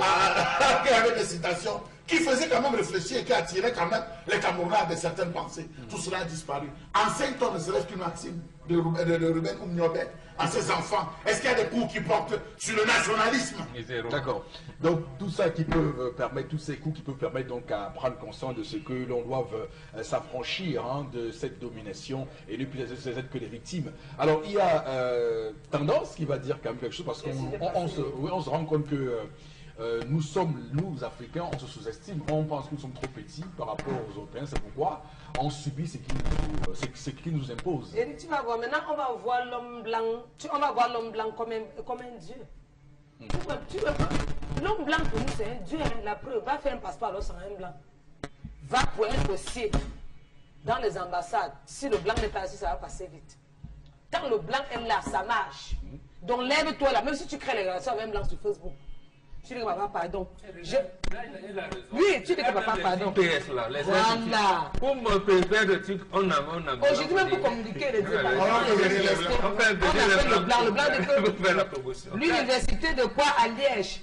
L'université de quoi à Francfort? L'homme blanc pour nous est comme un dieu.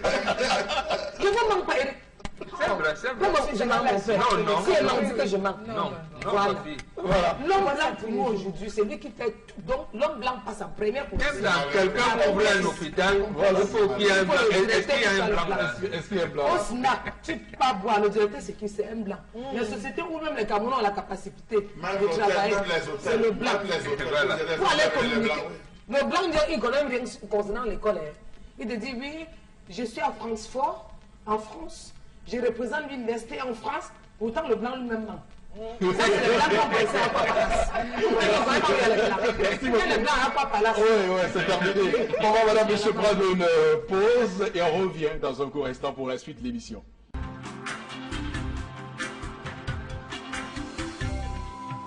Retour, madame, monsieur, sur le plateau du 10-12, le Zénith de ce jeudi 25 octobre 2018. On est très heureux de vous accompagner comme chaque matin. Et pour cette deuxième partie de l'émission, Florazé, nous faisons appel à vous pour quelques messages. Alors, le Cameroun est carré. Ouais, c'est Paul Vincent qui le dit. Et il y a encore des hommes d'opposition qui sont très courageux dans ce pays, comme Maurice Kamto. Autre réaction ce matin, le Cameroun est très intéressant. Parlant de l'histoire également, faites également la lumière sur André Maringida. Je me rends compte que son histoire est floue, comme celle de Oumniobé également. Donc on ne nous enseigne rien sur nous-mêmes. C'est Simplice de Makepe Maturité qui réagit ce matin. Une autre réaction par rapport à la chronique de Charles Hamel. Le Cameroun a pris goût de valoriser ce qui est occidental et minimiser la production interne. La preuve, combien de jours dure un meuble importé dans nos maisons et dans les brocantes sur le marché contre ceux du Cameroun, s'interroge-t-il. Une autre réaction ce matin, les grandes ambitions, la force de l'expérience, passant par les grandes réalisations. C'est faisable. Et si seulement le régime en place pouvait prendre conscience, Blaise Agaroua estime que nous ne valorisons pas ce qui est fait en interne et c'est la faute à ceux qui nous dirigent, qui ont pris le pouvoir en otage. Voilà. Une autre réaction ce matin par rapport à l'histoire du jour. Cette dame acceptera-t-elle d'être dotée pour la deuxième fois, s'interroge notre cher ami, qu'elle comprenne qu'il n'y a pas de divorce en Afrique. Même si le mari est décédé, Donc elle peut faire d'autres enfants, mais pas se marier. Le sang de la famille et de son mari reste intégré. Ça veut dire que c'est la famille qui l'a épousé. C'est pour ça qu'on vous dit, quand vous faites des rites de veuvage, vous restez là. Et il n'y a pas de rites de veuvage chrétien, ça n'existe pas. C'est une entorse à la tradition et judéo-chrétienne et des coutumes africaines. Mais je vous dis qu'actuellement, on est en train de travailler. J'ai reçu une information. On travaille à faire des funérailles chrétiennes déjà. Oui, mais c'était un entorse. Jésus n'a pas laissé ça. La preuve, j'en ai assisté la semaine dernière. Le pasteur qui officiait, alors qu'on dit à l'église que les funérailles, c'est pas... Il a lu un passage où apparemment Samuel quelque chose, où un type a commencé à faire le deuil avant la mort de son fils. Avant la mort de son fils. Et quand son fils est décédé, il dit qu'il ne porte plus le deuil. Et je lui ai dit, c'est différent. Porter le deuil, c'est différent des rites de veuvage. Absolument. Le rite de veuvage n'incombe pas tout le monde, c'est au veuf et à la veuve. Que signifie le mariage? Que signifie la fin du mariage en Afrique? Vous lirez la Bible, vous ne verrez nulle part où on ne parle de rite de veuvage dans la Bible. Où vont donc christianiser quelqu'un? Sur la base de quel évangile? Voilà, un évangile fabriqué. Bon, j'allais leur dire, ça a été canonisé quand alors? Je vous dis que les jésuites, bon, Béga, merci de me permettre de parler de ça parce que ça m'a un peu horrifié. Les jésuites, vous savez, c'est une confrérie de l'Église qui travaille à trouver les moyens pour que l'Église continue à être l'Église. C'est la tête pensante de l'Église catholique. Dans 20 ans, dans 100 ans. Donc, ils théorisent des stratégies pour que l'Église demeure l'Église. Donc, la tête pensante, vous avez dit. Donc, actuellement, ils travaillent justement sur comment faire les funérailles chrétiens tels qu'on les fait à l'Ouest pour avoir une influence, pour avoir ce qu'on appelle, pour être... Parce que vous savez, quand on fait l'enterrement, on sollicite les prêtres. Ils veulent aussi, désormais, lorsqu'on fait les funérailles à l'Ouest, qu'on sollicite également les prêtres. Non, on ne les associera pas. On les associera. Bon, monsieur Eric Fopossi, le rituel des funérailles est différent de l'action de venir prier pour le repos de l'âme. C'est extrêmement différent. Tout à fait. Ça commence des mois avant même la cérémonie. Oui, justement. Des mois. J'espère que l'Église prendra tout le temps d'aller le faire. Ne serait-ce que prendre le feu. De feu au village, comme on dit, tu vas prendre le feu pour venir allumer ici là, pour appeler tes amis à venir commencer. Ce n'est pas une chose facile. J'espère qu'ils auront un sanctuaire avec le feu allumé où on ira prendre. Lorsque vous parcourez toute l'Europe, dites-moi à quel niveau alors ils célèbrent quoi? Ils ont quoi? Est-ce qu'ils connaissent toute la mystique qui tourne tout autour, tout ce qu'il y a de spirituel qui tourne tout autour du funérail? Pourquoi est-ce que les gens pendant le funérail recoulent des larmes pendant une période? Les 5 cadences, parce qu'il y a 5 cadences. Justement. Les 5 cadences, absolument.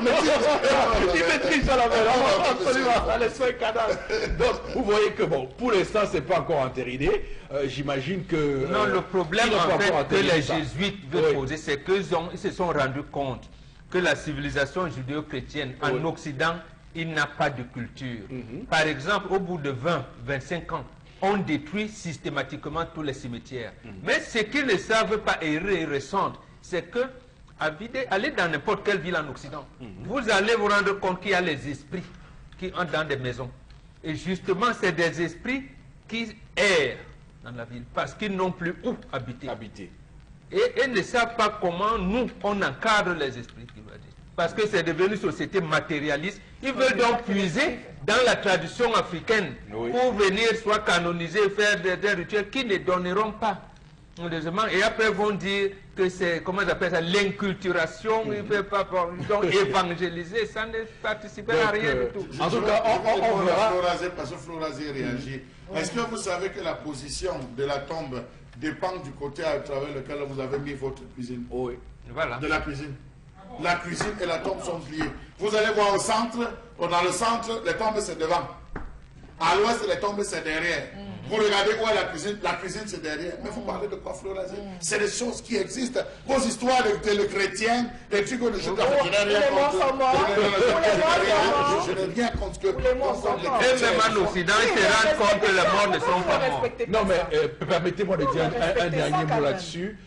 J'espère que, parce que c'est mon vœu, ils n'ont pas encore entériné ça à l'église. Non, on les voit venir. Mais je tiens à ce que le jour qu'ils vont faire ça, que nos chefs traditionnels soient là pour dire non à cette intrusion dans nos cérémonies de funérailles.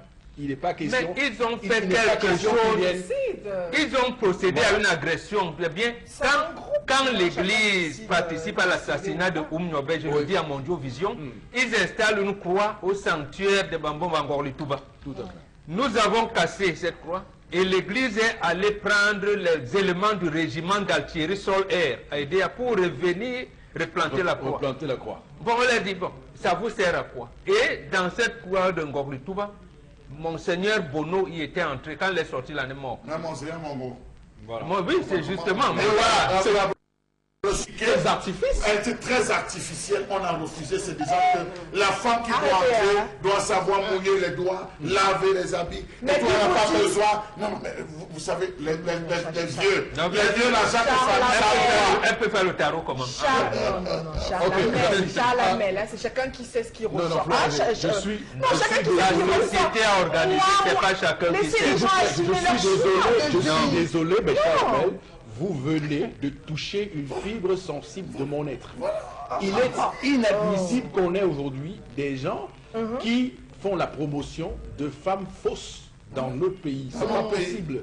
Il y a des femmes qui ne ressemblent pas à ce qu'elles sont, tellement elles mettent des ongles, tellement elles mettent des poudres sur le visage, elles mettent des make-up pour c'est l'histoire. Voilà. Et quand cette femme le matin se réveille devant vous, à l'état naturel, vous vous rendez compte que vous avez un mort vivant dans mais c'est pas possible. Mais expliquez-moi, monsieur Popo, quand je vois les filles enlever les cils et les soucis et mettre artificiel, ça veut dire quoi? Elle s'épile et tout, et elle fait des choses. La nature vous a donné, vous enlevez et vous mettez ce qui est. On fait souvent que comme elle est fausse, c'est pour avoir un regard perçant. Et les hommes aiment ça. C'est ce que les hommes aiment ça. Non, mais attention.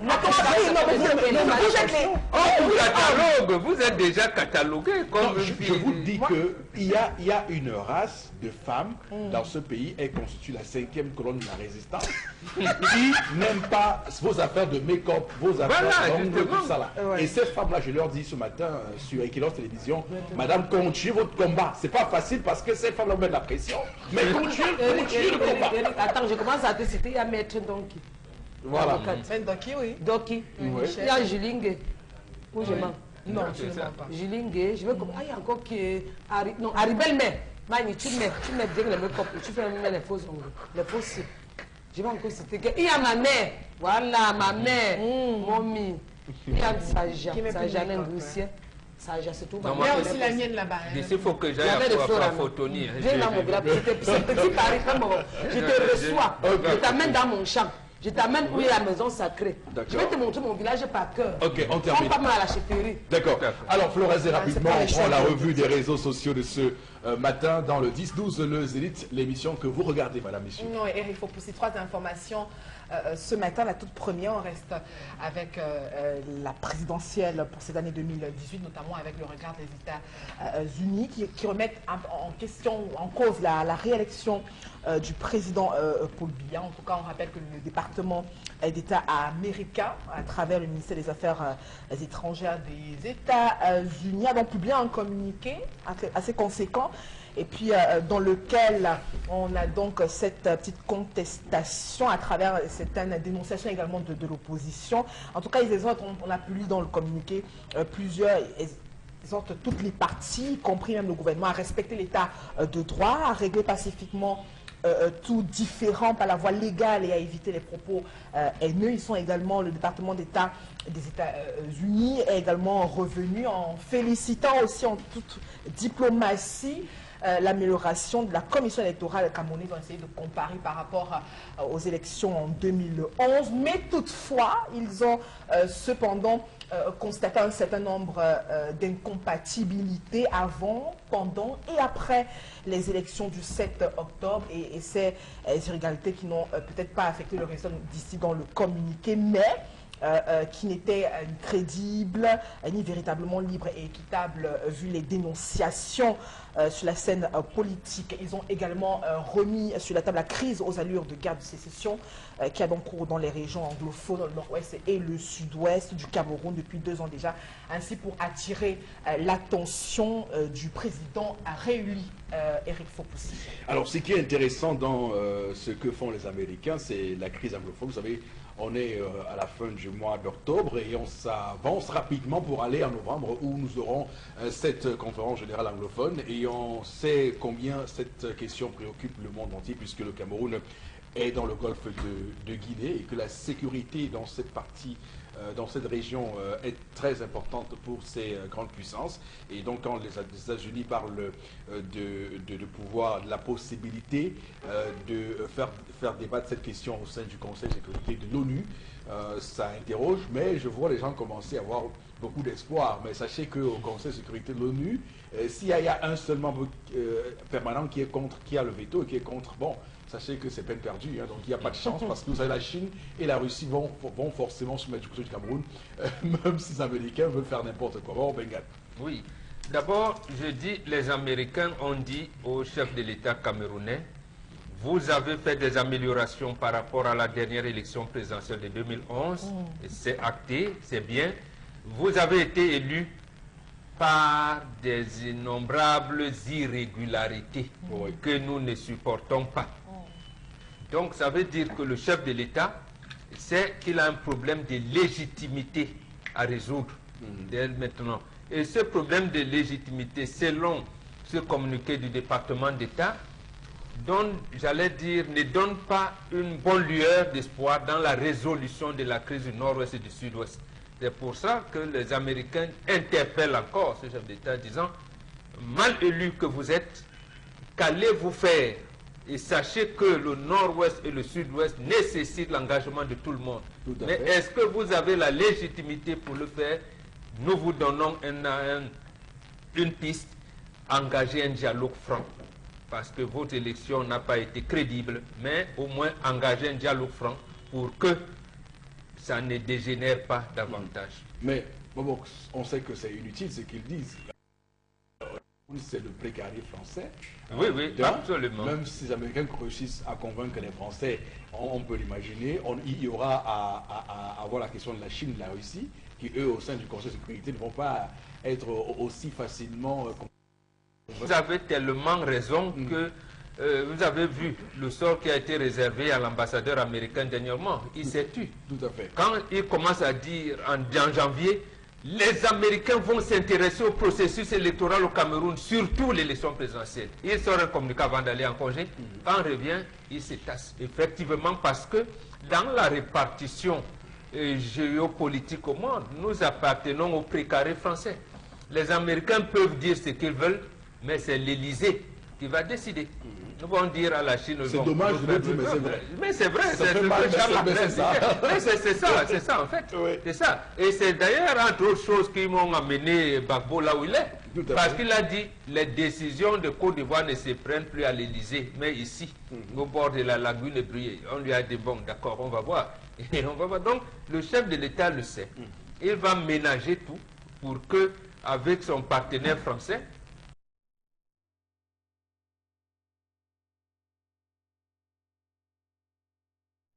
c'est faire les affaires, non. Bon, prenez votre argent tranquille. Le reste là, ne parlez pas. Ne suivez pas les Américains. Nous-mêmes, on a fermé les yeux ce qui se passe en Argentine, au Brésil. Quand les Américains font ce qu'ils veulent là-bas.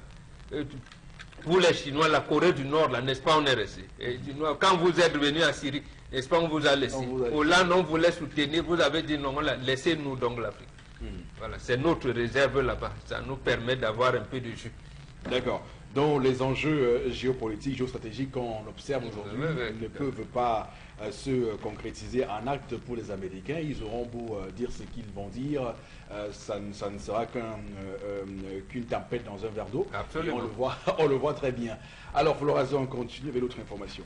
Alors un appui pour parlant de la crise anglophone avec cet appui de 3 milliards de francs CFA, donc investi par les Nations Unies, surtout pour le plan d'assistance humanitaire du genre dans les régions anglophones, notamment le nord-ouest et le sud-ouest. On rappelle que c'est à travers ces agences l'ONU qui comptent donc intervenir dans les différents domaines de la santé, la nutrition.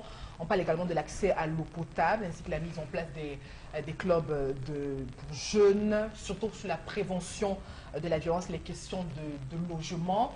Et rappelons également que des points focaux ont donc été érigés, notamment dans les régions, à travers les mairies et également l'armée même, pour qu'il soit évité les doublons en termes de repartition. On rappelle également que depuis le 13 juillet dernier a donc commencé cette collecte liée à ce plan d'assistance humanitaire. Et puis sur la toile, on s'interroge une fois de plus déjà sur cette collecte. C'est l'argent et de comment cette répartition à travers cet appui des Nations Unies va se faire sur le terrain. En tout cas, on attend de voir justement l'implémentation, Eric Fopoussi, de cette somme de 3 milliards de francs CFA, comme je l'ai dit, qui sera donc repartie notamment dans les différents domaines de la santé, la nutrition, l'accès à l'eau potable, notamment pour les citoyens qui sont donc emprunts à ces violences dans les régions du nord-ouest et du sud-ouest. Alors, un petit commentaire sur l'image que vous avez montrée tout à l'heure. D'une chose l'une, hein, de deux choses l'une, soit l'image a été coupée, et voilà, ou l'image a été faite par les Nations Unies et qu'ils ont choisi délibérément de nous montrer l'extrême nord sur cette... parce que ça n'a rien à voir avec le nord-ouest et le sud. Oui. Bon, ça, je dis, la première hypothèse, c'est que l'image a été coupée. Mais si l'image n'a pas été coupée, je serais très déçu que l'ONU... Non, mais c'est écrit, mais sauf que la carte qui est là, c'est le Cameroun, c'est l'extrême nord. C'est coupé. Voilà. Et on va continuer à dire que les anglophones auront raison de dire qu'on les marginalise dans ce pays. Parce que même pour une chose qui les concerne, on met l'extrême nord. Non, voilà. Comment on dit ça. Bon, on regarde sur cette initiative des Nations Unies. D'abord, il faut dire que le plan d'assistance humanitaire du Cameroun a été calqué sur un pré-projet que le système des Nations Unies au Cameroun voulait faire. Et le Cameroun a récupéré, ce n'est pas une mauvaise chose. Nous, on a vu les pays comme l'Algérie le faire, mais sauf que l'Algérie allait jusqu'au fond. Maintenant, lorsque la République du Cameroun, le gouvernement camerounais récupère le projet et commence à en faire sien ce projet, les Nations Unies veulent donc donner maintenant, j'allais dire, des lignes précises. Leur dit, l'argent que nous collectons, c'est pour l'eau, pour l'alimentation, c'est pour ceci. Ça veut dire que le projet qui concerne le rétablissement de l'État, des routes, nous ne sommes pas dedans. Donc en fait, le PNUD qui coordonne le système des Nations Unies chez nous va mobiliser sûrement la FAO et l'UNICEF, peut-être pour leur dire, bon, quels sont les besoins que vous avez enregistrés. Et ils sont casés où? Parce que nulle part, il ne vous parle des infrastructures routières, de logement ou de ceci, ne s'intègre pas. Il vient vraiment en appui humanitaire. Et c'est là où ça cause problème. Parce que la première dotation que le ministre de l'administration territoriale a donnée, je pense que c'était une zone, comme une zone de recasement à PK17, quelque chose comme ça. Bon, au moment où on les avait casés, ces éléments-là, au génie militaire, on est allé les rencontrer. Mais maintenant, quand est-ce qu'on va entrer dans les régions du nord-est et du sud-ouest? C'est ça la grande interrogation. D'accord. Donc c'est la grande interrogation parce que dans ces deux régions-là, on continue à beaucoup souffrir. Les populations n'arrivent pas à vivre comme nous. Par exemple, ici à Douala. Va-t-on les accueillir ici comme les réfugiés? Voilà. Va-t-on... Quand ils viennent dans le littoral ou à l'ouest, ou dans le centre, on va les accueillir comment? Oui, et on a encore chaque jour les nouvelles du front qui ne sont pas toujours des nouvelles réduisantes, qui montrent qu'il y a toujours des affrontements entre les forces de défense et de sécurité du Cameroun et ces hors la loi, hein, ces Ambazoniens comme on dit, Amba Boys, et donc les populations, elles, sont prises entre deux feux. C'est bien que les Nations Unies puissent venir apporter un soutien, mais j'ai envie moi de m'interroger sur le plan d'assistance qui avait été fait dans ce pays, parce que à un moment donné, lorsqu'on parle d'indépendance dans un pays, il faut qu'on soit logique jusqu'au bout. Absolument. On devrait avoir honte qu'on en soit à bénéficier de cette affaire de 3 milliards de francs CFA des Nations Unies. Pour venir nourrir vos Population, parce que, et sachant-le, c'est l'histoire qui nous parle. Chaque fois, je n'ai vu aucun pays en Afrique où l'ONU a agi et ces pays-là se sont bien sentis. Prenez l'exemple de la RDC et la MONUSCO, il y a la MUNISMA au Mali, il y a la MUNISCA en Centrafrique. Je n'ai jamais vu où, quand l'ONU vient commencer à mettre son petit nez dans ces histoires, ça marche. Donc attention, il ne faut pas que demain ça nous rattrape ces histoires. Et c'est même l'ONU qui a créé ce problème. Oui. Ça, on a parlé de Moumié tout à l'heure. La dernière rentrée de Moumié aux Nations Unies s'est passée du 13 février au 4 mars 1959, où la même Nations Unies a organisé une session spéciale Cameroun. Et Moumié a dit à Kosciusko Morizet, qui était le représentant de la France, j'ai vu que vous voulez aider Ahidjo, mais laissez-moi rencontrer mon frère. Et quand vous refusez, je vous dis, unifier le pays et accorder l'indépendance à tout le pays. Ensuite, sinon, vous allez créer un antécédent que vous n'allez jamais résoudre.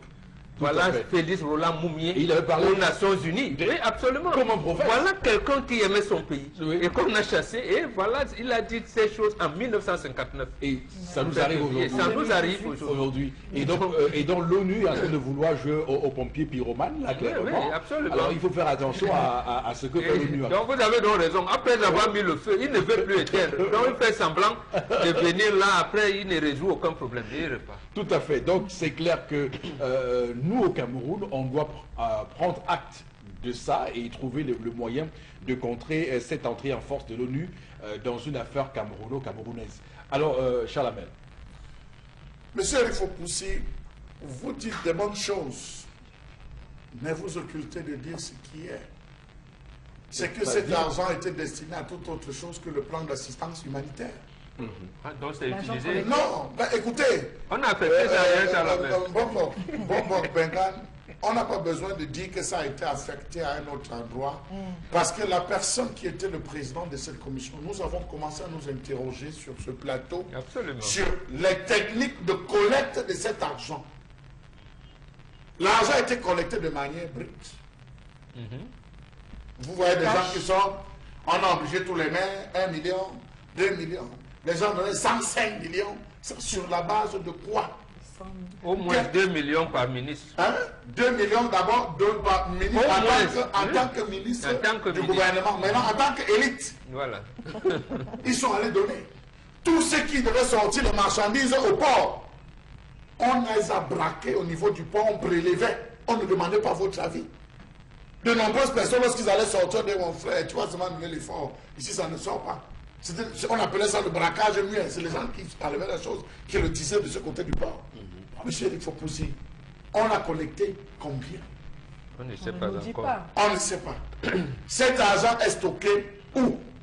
On ne nous dit pas. On en a fait quoi? On en a fait quoi? Oui. On ne nous dit pas. Monsieur, il faut pousser. Vous voulez être sorcier pour savoir que cet argent est utilisé à d'autres fins. Attends, on tablait sur 13 milliards. On n'en sait rien, on a encore. On tablait sur 13 milliards. Ce qui est fait pour vous, sans vous et contre vous. Absolument. Je dis ce qui est fait pour vous, sans vous et contre vous. Et justement, j'apprenais ce matin aux informations que la conférence qu'organisent les religieux pour novembre prochain, la conférence générale anglophone, ils le font sans aucun soutien de l'État, ils sont abandonnés à eux-mêmes, mais c'est pas possible. Je vais plus loin. Monsieur, on dit bien que ça concernait le plan d'assistance humanitaire. On n'a pas dit plan d'assistance humanitaire pour les gens du Cameroun. Ce sont eux-mêmes qui délimitent que non, c'est pour les déplacés internes des pays. On les a retrouvés pour les inondations de Limbe. Ils ont fait un don. Les dégâts qu'il y a ici à Nord-Passy, ils ont fait un don. Quand sont-ils entrés au nord-ouest et au sud-ouest? Il devait reconstruire des maisons. Mais ça, il faut relire le plan. C'est écrit noir sur blanc, il devait faire des choses. Je vais plus loin. Comment ça a été fait tout ça? Je vais plus loin. En passant, on va dire Assia à Mienzon et à Minato à Idjo. Parce que le palais du Congrès a été de prendre feu. Un palais qu'on vient de rénover à 12 milliards de nos francs CFA. Non, Charles, je dois restituer l'information. Il s'agit d'un hall du palais des Congrès. Il s'agit du grand hangar construit par Interprogress de Promote. Là où on a stocké les gars. Et ce grand hangar d'ailleurs accueilli jusqu'à ce matin avant que l'instant n'arrive, le SAPEF, c'est le salon pour la promotion des études en France. C'était vous avez dit le hall, c'est quand même le palais des congrès. Vous n'avez pas dit le hall du palais de l'Unité. On du palais de congrès quand même. Non, quand il dit palais des congrès, mais c'est son hall, ce n'est pas au palais de l'Unité. C'est le palais des congrès. Alors donc, de toute façon, monsieur, il faut on a fait un crédit de 75 milliards. Où on a entraîné les Camerounais en disant le chef de l'État a fait un don. Jusqu'à ce qu'on découvre que c'est un crédit. Merci pour la Est-ce que les 500 000 ordinateurs ont été remis? On vous a expliqué comment ça a été géré. Non. On a fait deux débarquements, vous avez entendu parler. Il paraît que les gens qui vont s'inscrire cette année auront bénéficieront aussi de ces ordinateurs. Il s'est créé aussi une association des enfants. Des pères de la nation. D'accord. Voilà, j'ai vu Aminatou Aïdjo et le journaliste Ngomba Ndele. Je finis par là. On crée trop de plans de commission qui n'aboutissent finalement à rien. Donc, si aujourd'hui on a décidé de ne rien dire, toutes les régions ont cotisé, les élites ont cotisé, l'administration a cotisé, on a fait quoi de cet argent? On ne le dit pas. Vous voulez qu'on c'est d'abord combien? Et d'abord combien? C'est d'abord combien? D'accord. Alors, Tendance va également faire son analyse. Et la crise anglophone est en train de perturber même jusqu'au marché central. Oui, absolument. Vous avez dit que le niveau est élevé, que je lis même les journaux. C'est Lucien Wansi qui a fait le reportage. Voilà sa nouvelle expression ce matin. Gars, jusqu'à le président du marché, monsieur Yankam, voilà ça. Que la crise anglophone fait fort. Les commerçants qui quittaient de Kumba, Boya, partout là-bas, ne viennent plus au marché. Je comprends pourquoi même les Tchaka qui venaient là-bas, on a dit que c'était des rien. Alors que l'année dernière, c'était ça. Il n'y a plus rien. Bon, la crise anglophone met le marché central de Douala en difficulté. Nouvelle expression à titre, j'ai aussi regardé. C'est Lucien Wansi qui a fait le reportage. J'ai vu le président du marché qui s'appelle M. Yankam Bernard. Et tu le connais personnellement? J'ai des relations. Je vous dis qu'il connaît tout mon pays. Même Yaoundé, j'entre là-bas qu'il veut. Donc vraiment, père mon la crise n'est pas possible finie, Flora. Ouais, dis donc. Et même pitié, même que chaque jour suite à ton père, on a dit qu'il doit causer avec ces gens. Mon père a gagné, non? Oui. À l'heure-ci. Donc, les dossiers que vous avez mis sur la table, il ne peut pas gérer sans passer par la crise anglophone. Il va tweet tout à l'heure. Je vais tweeter. Dès que je me connecte là, je fais le tweet. Je dis, papa, il ne faut pas que les gens viennent mettre les dossiers devant. Pour que tu commences à vite lire, pour les aimer et détester les autres. Non. Il va commencer par la crise anglophone. D'accord. En tout cas, on va, en espérant que tous ceux qui font ce pays soient des patriotes. On a commencé l'émission ce matin en convoquant Félix Roland Mounier, en convoquant les pères fondateurs, les vrais, pas ceux d'après. Et on voit très bien que même quand on voit les résultats de l'ENAM aujourd'hui, qui sont sortis il y a quelques heures, il y a quelques jours, quelques heures, on peut dire hier, on se rend compte que les noms, ce qui change, ce sont les prénoms. On se rend compte qu'il y a une perpétuation. Oui, il y a une perpétuation. Non, mais ça devient révoltant, ça devient indigeste de subir ce type de choses au Cameroun, que l'ENAM soit lâché. Je pense qu'il y a une candidat qui avait demandé, qui avait prévu qu'il allait fermer cette affaire, parce que c'est pas possible qu'on c'est lui qui a acté la victoire. Le candidat là qui a acté la victoire. Il a dit qu'il est prêt à descendre et à accompagner pour pouvoir. Je ne serai pas avec vous sur ce chemin. Non, est-ce que je le dis dans le sens de construire? Je ne fais que restituer les faits, ce qu'il a dit. Alors, Flora, on continue, on termine. Pourquoi vous voulez pas éviter ce sujet? Vous n'avez pas eu d'indigestion. Parce qu'il y a une expression, on ne tire pas sur l'ambulance, c'est ça? Oui, tout à fait. Voilà, on ne tire pas sur l'ambulance. Alors, parlons à présent de Cabral Libby pour revenir sur le climat post-électoral. Je rappelle que Cabral Libby également qui dénonce une mauvaise interprétation de ses propos. On rappelle que l'homme politique est au centre d'une polémique née d'une déclaration dans laquelle il se disait prêt à intégrer le gouvernement. Je rappelle également qu'hier allait avoir lieu une conférence de presse qu'il organisait. On est à Kondongo, à Yaoundé, conférence qui a été tout de suite interdite, annulée. On a eu l'assaut même des forces de l'ordre au siège même du parti Univers. On est à Yaoundé. Puis si elle avait eu lieu, cette conférence aurait permis au candidat Cabral Libby de s'exprimer à nouveau sur les élections, mais notamment de revenir sur cette polémique dont il fait l'objet depuis déjà 2 jours sur la toile, après son interview à la radio publique britannique BBC Afrique, et dans laquelle il n'exclut, enfin, il aurait dit participer à un gouvernement du renouveau sous conditions. Déjà même à la radio Equinox, lundi, il a tenu à réintégrer, à préciser certains éléments de vérité sur ces déclarations, mais toutefois, il faut aussi, c'est le buzz sur la toile. Alors, j'aime beaucoup la stratégie de défense on les appelle les cabris sur Internet, de ceux qui soutiennent Cabral Libby. Alors, il y a sur Twitter et sur Facebook, il y a une tendance, un hashtag qui a été créé, Cabral Libby est un pion. Donc, qu'est-ce qu'ils font? Ils ont ironisé ça. Donc, ils disent, dans mon quartier, il n'y a pas de lumière. Cabral Libby est un pion. Dans mon quartier, il y a un embouteillage. C'est Cabral Libby, c'est un pion. Donc, du coup, les gens ont ironisé. Non, mais sauf que quand ils le font, c'est pour dire à ceux qui accusent Cabral Libby un pion, c'est que c'est pas lui le problème. C'est pas lui qu'il faut s'en prendre. Il faut s'en prendre à ceux qui gèrent le pays. C'est pas lui le problème. Donc, c'est ça aussi. D'abord, on regarde sur cette conférence de presse. Non, moi je pense que le gouvernement, nous le disions ici, nous n'avons hérité de 2 choses de l'administration coloniale française, la corruption et la répression. C'est-à-dire, on vous dit que vous n'avez même pas le droit de vous exprimer, même si vous étiez candidat à l'élection présidentielle, pour venir dire j'accepte ou pas les résultats qui sont donnés. Ou alors, on m'insulte, je vais repositionner ma position qui a été mal prise. Et je me rappelle en 51, je vous parlais tout à l'heure de Moumié et de Oumiobe, ils ont raté les élections, y compris à Belkingue. Et ils ont écrit un texte, le procès de l'incompréhension. Ils se sont dit, est-ce que c'est nous qui parlons mal au peuple ou bien c'est le peuple qui ne comprend pas en quelle situation? Mais ils ont abouti à la conclusion que les résultats étaient tronqués. Parce qu'en fait, le nombre de votants était supérieur au nombre d'inscrits. Donc, mais ils ont quand même parlé. Donc ici, pour que quelqu'un vienne repréciser sa position, ça fait un problème. Il dit qu'il n'entre pas dans un gouvernement de vampires qui suce le sang des Camerounais, des jeunes Camerounais, soit pour se régénérer, soit pour se revigorer.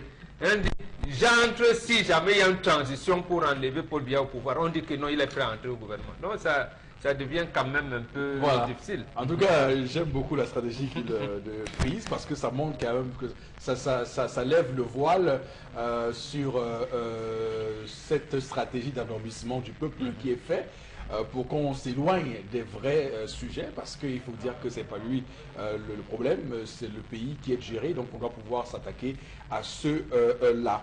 Alors, Florazé, merci pour cette revue des réseaux sociaux. Puisque le temps, on a presque... on a grappillé, on a beaucoup grappillé sur le temps de interpellation, mais on va y aller tout de suite. Et maintenant, interpellation, madame, messieurs.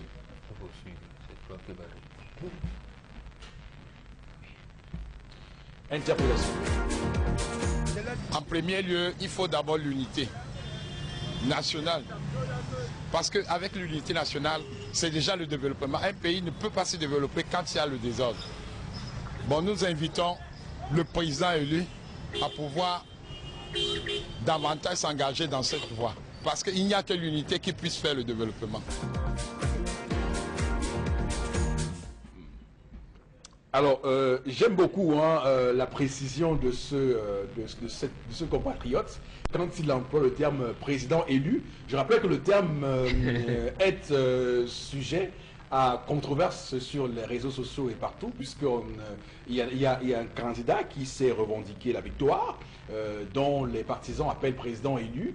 Je rappelle qu'on pourrait également appeler le président pour le président élu, puisque jusqu'à ce qu'il prête serment, il est président élu pour 7 ans, on va dire. Je pense que les juristes qui m'écoutent peuvent me confirmer cela. Donc, jusqu'à ce qu'il prête serment prochainement devant le Parlement, donc il a 15 jours à compter de la proclamation des résultats pour prêter serment. Donc, jusqu'à ce qu'il prête serment, on peut l'appeler président élu sans que cela ne soit outrage à présent à la République.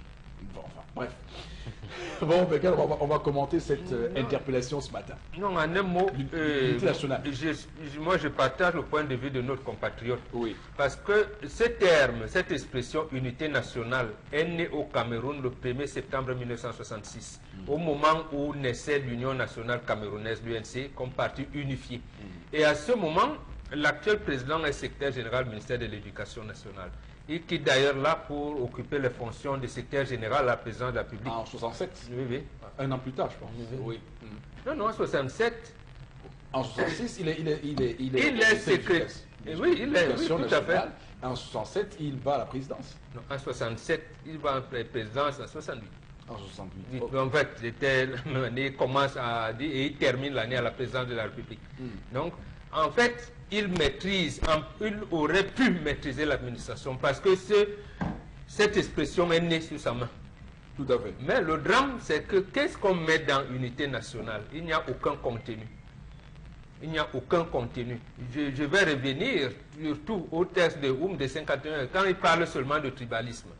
C'est quand il veut qu'il amène le problème de quota. Et eux justifient à l'époque en disant, oui, il y avait un BPC pour la province du Nord, c'est comme ça qu'on appelait, parce que ce n'était pas les mêmes épreuves de baccalauréat dans tout le Cameroun. Donc, il fallait faire en sorte qu'il y ait un équilibre au niveau de l'intégration dans l'administration publique camerounaise. Mais à un moment donné, il fallait donc faire le bilan et dire non, on arrête. Mais le problème de quota continue aujourd'hui. En fait, c'est la partie visible qu'on nous faisait montrer. L'autre côté, Ahidjo avait fondé son plan sur un triangle. Il y avait lui, Paul Biya, qui s'occupait de l'administration. Il y avait Singapour qui s'occupait de la politique. Et il y avait Jean Côté qui s'occupait des aspects économiques. Singapour n'étant plus là, donc l'axe est resté, j'avais dit le triangle est resté une ligne droite. Paul Biya et Jean Côté. C'est comme ça qu'il faut comprendre.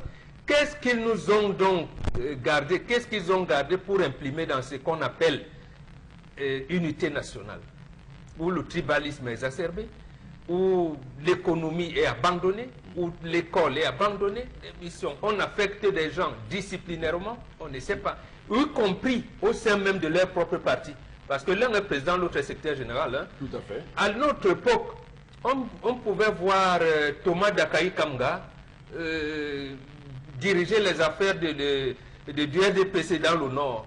On voyait peut-être Paul Donsop dans la province du Centre-Sud, à Yissi Vodo, dans le littoral, et on envoyait quelqu'un d'autre là-bas. Donc aujourd'hui, on t'envoie dans ton village. On te nomme, tu fais dans ton village.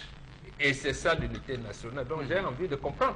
Voilà, surtout quand il y a les concours où on vous demande quel est votre village d'origine. Voilà, quel est votre village d'origine. C'est une aberration pas possible. Donc c'est le problème de Paul Biya et Jean Côté. Oui.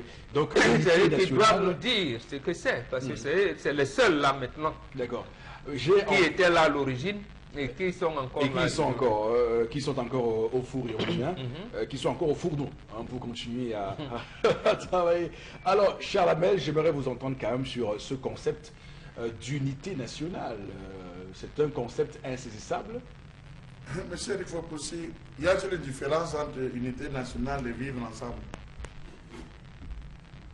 C'est la résistance, en fait. Vous me posez la question. Oui, j'ai Si on est unis, on peut vivre ensemble. Il y a une différence entre unité nationale et vivre ensemble. Parce qu'on est parti du concept de l'unité nationale au vivre ensemble, où on a décaissé de l'argent dans les caisses de l'État pour aller organiser des meetings pompés et fastidieux dans pratiquement toutes les villes. On se rappelle ici, c'était dirigé par Laurent Dessau, on a une lettre de la Sanaka Maritime, dans le D, c'était on a vu comment les gars ont organisé le vivre ensemble. Mais monsieur Eric Fopoussi, faites un tour à Debelle pour voir ce que c'est que le vivre ensemble. Faites un tour au quartier Noudaïdo pour voir ce que c'est que le vivre ensemble. Faites un tour au quartier Nord-Passy pour voir ce que c'est que le vivre ensemble. Faites un tour à Bangapongolo. À Bangapongo, il faut aller. Pour voir ce que c'est que le vivre ensemble. Faites un tour à Mokolo, Yaoundé, au quartier Madagascar. On doit. Pour voir le vivre ensemble. Juste une parenthèse, pardon. Il faut quand même qu'on essaie de voir la question de cette partie de la ville de Douala, qui est une partie importante, pour qu'on construise des routes dans cette partie de Douala. C'est pas possible. Non, monsieur Eric Fopoussi, le vivre ensemble, bien sûr. Le vivre ensemble, ça existe. Oui. Nous le vivons au jour le jour. Le plateau en lui-même est une preuve de vivre ensemble. Nous venons de plusieurs origines sur ce plateau. C'est le vivre ensemble. Mais c'est le manger ensemble qu'il n'y a pas. Il n'y a pas de manger ensemble. Donc lorsqu'il faut crier vivre ensemble, nous tous on dit oui. Mais quand on dit manger ensemble, on dit attendez. Vous attendez. Toi tu es d'où? Viens. Mange. Toi tu es d'où? Attends un peu. Toi tu es d'où? Viens, on va passer de l'autre côté. On te donne. Toi tu es d'où? Attends, on va te donner un marché. Toi tu es d'où? Voilà comment ça fonctionne. Voilà comment fonctionne.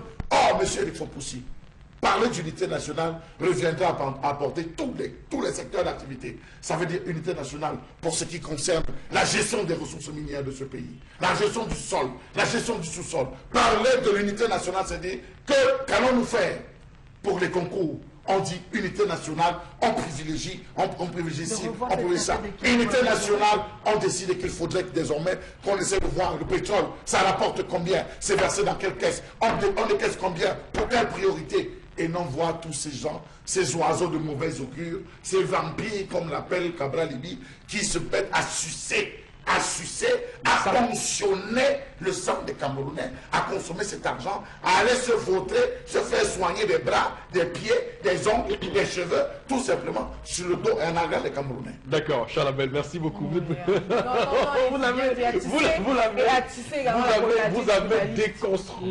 avez déconstruit ce concept d'unité nationale sur ce plateau ce matin. À vous écouter, à vous entendre, ça n'existe pas. Ça n'existe pas. Ouais, c'est une vue de l'esprit, clairement, pour ce pays. Alors, Florazé, on va mettre un terme à cette interpellation et vous demander de lire avec nous quelques messages de nos téléspectateurs, s'ils peuvent eux aussi réagir sur le vivre ensemble et l'unité nationale au Cameroun. Oui. Alors, cette réaction, les anglophones se plaignent qu'ils sont marginalisés par le pouvoir en place. Voilà, comment résoudre finalement la crise anglophone? Voilà. De quelle unité parle-t-on lorsque le tribalisme est instrumentalisé par certaines élites du pays avec la complicité même de certains chefs traditionnels, hein? C'est Thierry qui réagit. Vous allez loin, monsieur Eric Fopoussi. Actuellement, le consul du Gabon a lancé la chasse aux sorcières. Je ne suis pas là pour défendre un quelconque parti, mais c'est grave. Là-bas, certains Camerounais se réfugiés parce que le consul du Gabon, comme il a eu un échec à ce niveau, monsieur Eric Fopoussi, il poursuit faisant du RMRC. C'est les Camerounais de ce côté qui se plaignent de ceci que le consul du Gabon est devenu maintenant celui-là qui descend dans les rues pour les traquer. Mais c'est comme ça qu'on devrait vivre. Lesquels vivre ensemble, on parle. C'est acté qu'ils ont gagné. Est-ce qu'ils ont besoin de traquer maintenant les Camerounais à l'étranger? Même en Allemagne, il y a des Camerounais qu'on ne veut même pas sentir à l'ambassade. Des Camerounais qui arrivent pour déposer, on dit que n'est-ce pas, tu es avec eux, tu vas voir ce qu'on va te faire. Mais c'est plus logique cette histoire. C'est de la barbarie, ça, monsieur le Fopoussi. La sauvagerie primitive. Alors, une autre réaction ce matin de Charles. C'est une seconde parce que c'est important ce que signale Charles Abel. Il faut clairement qu'on se le dise parce que nous sommes tous Camerounais et que la Constitution, d'ailleurs, dans son préambule, consacre le fait que vous ayez la liberté de penser ce que vous pensez, d'avoir votre idéologie, d'avoir vos idées partisanes sans que cela ne puisse nuire à votre épanouissement au sein de la République. Ça veut dire que si on décide de mettre en quarantaine un Camerounais parce qu'il a voté pour un tel ou tel parti, ça devient, comme vous l'avez dit, ce que c'est Hobbes qui théorisait cela, l'état de nature. Donc on devrait s'entendre sur le contrat social de Rousseau, ce contrat social qui nous permet aujourd'hui de se dire, oui, Charles Hamel et moi, nous votons pour deux candidats différents, mais ça n'empêche qu'on se retrouve autour d'un café pour boire un café à un moment donné. Et surtout, je pense que le pouvoir a un intérêt à faire ça. Parce que lorsque vous gagnez avec un chiffre aussi stalinien, 71%, vous devez à un moment donné dire on rassemble tout le monde. Quand on fait le contraire, ça jette la suspicion sur l'état réel de cette victoire. Donc au final, c'est cela qui se joue et je pense que désormais, on a un pays qu'on doit tous construire, chacun indépendamment de nos formations partisanes. Et ça renvoie surtout à la conclusion de Zinedine Zidane quand il est en train de quitter le Real de Madrid. Oui. Il a dit, je cite, « Quand on s'accroche à un poste, c'est qu'on a échoué de faire ce qu'on devait faire et ce n'est pas la tricherie qu'on veut exister. Quand on a réussi de grandes choses, on est fier de partir. » Fin de citation. Absolument. La colonisation est comme la drogue. Hein. On est conscient des méfaits, mais la personne elle-même continue à en prendre. On se rend tout simplement compte que nous sommes addicts et dépendants des colons. Attends, mais c'est un psychologue. Parce que c'est Charles qui réagit. Non, mais Charles, vraiment, parce que bravo, parce que c'est un résumé total et bon, je veux dire, nous sommes africains. Moi, j'aimerais bien voilà, être en adéquation avec les idées que je promeux tous les jours ici. En faisant tomber la veste. Par exemple, moi, je suis colonisé et je m'habitue à porter la veste, donc du coup, un peu comme un guignol, mais bon, voilà. Alors, si vous avez deux épouses à la maison, voilà, deux épouses à la maison et que vous les rationnez inéquitablement, l'harmonie est loin d'être un partage pour vos enfants. C'est Isée qui réagit depuis Marois. Une autre réaction de ce matin. Voilà. Alors moi je pense que depuis Omnisport, hein, on a ce tout autre esprit qui réagit. Juste vous dire voilà, que voilà, le gouvernement en place a échoué. Voilà, a échoué tout simplement. Autre réaction ce matin, c'est un véritable problème. Hein. Notre pays, c'est surtout au niveau de l'éducation aussi. Donc on devrait retransmettre certaines valeurs et puis ça commence, comme il le dit, dans le domaine éducatif. C'est terminé. Merci beaucoup à ceux qui nous ont écrit ce matin. On ne peut pas tous les lire, vos messages, mesdames, messieurs. Alors, on va se quitter avec ce cœur que nous avons tous sur ce plateau parce que nos cœurs battent à la chamade. En attendant, ce qui va se passer de cette réunion d'urgence à N'Djamena ce soir à 18h, est-ce que le franc CFA sera, oui ou non, finalement dévalué? Vous savez ce qu'a fait la première dévaluation pour ce pays. Est-ce qu'on va tomber dans cela puisque la sous-région Afrique centrale, la CEMAC, est actuellement en pleine turbulence avec le ralentissement économique pour ces 6 États membres. C'est vrai que le président camerounais n'y sera pas, mais on va voir pour le Cameroun ce que ça nous apporte. Que chaque Camerounais devrait pour cette journée avoir le cœur qui bat pour cette réunion des chefs d'État et de gouvernement de l'Afrique centrale. Madame, messieurs, passez une bonne journée sur notre antenne. Nous revenons demain 10h. Que Dieu bénisse le Cameroun.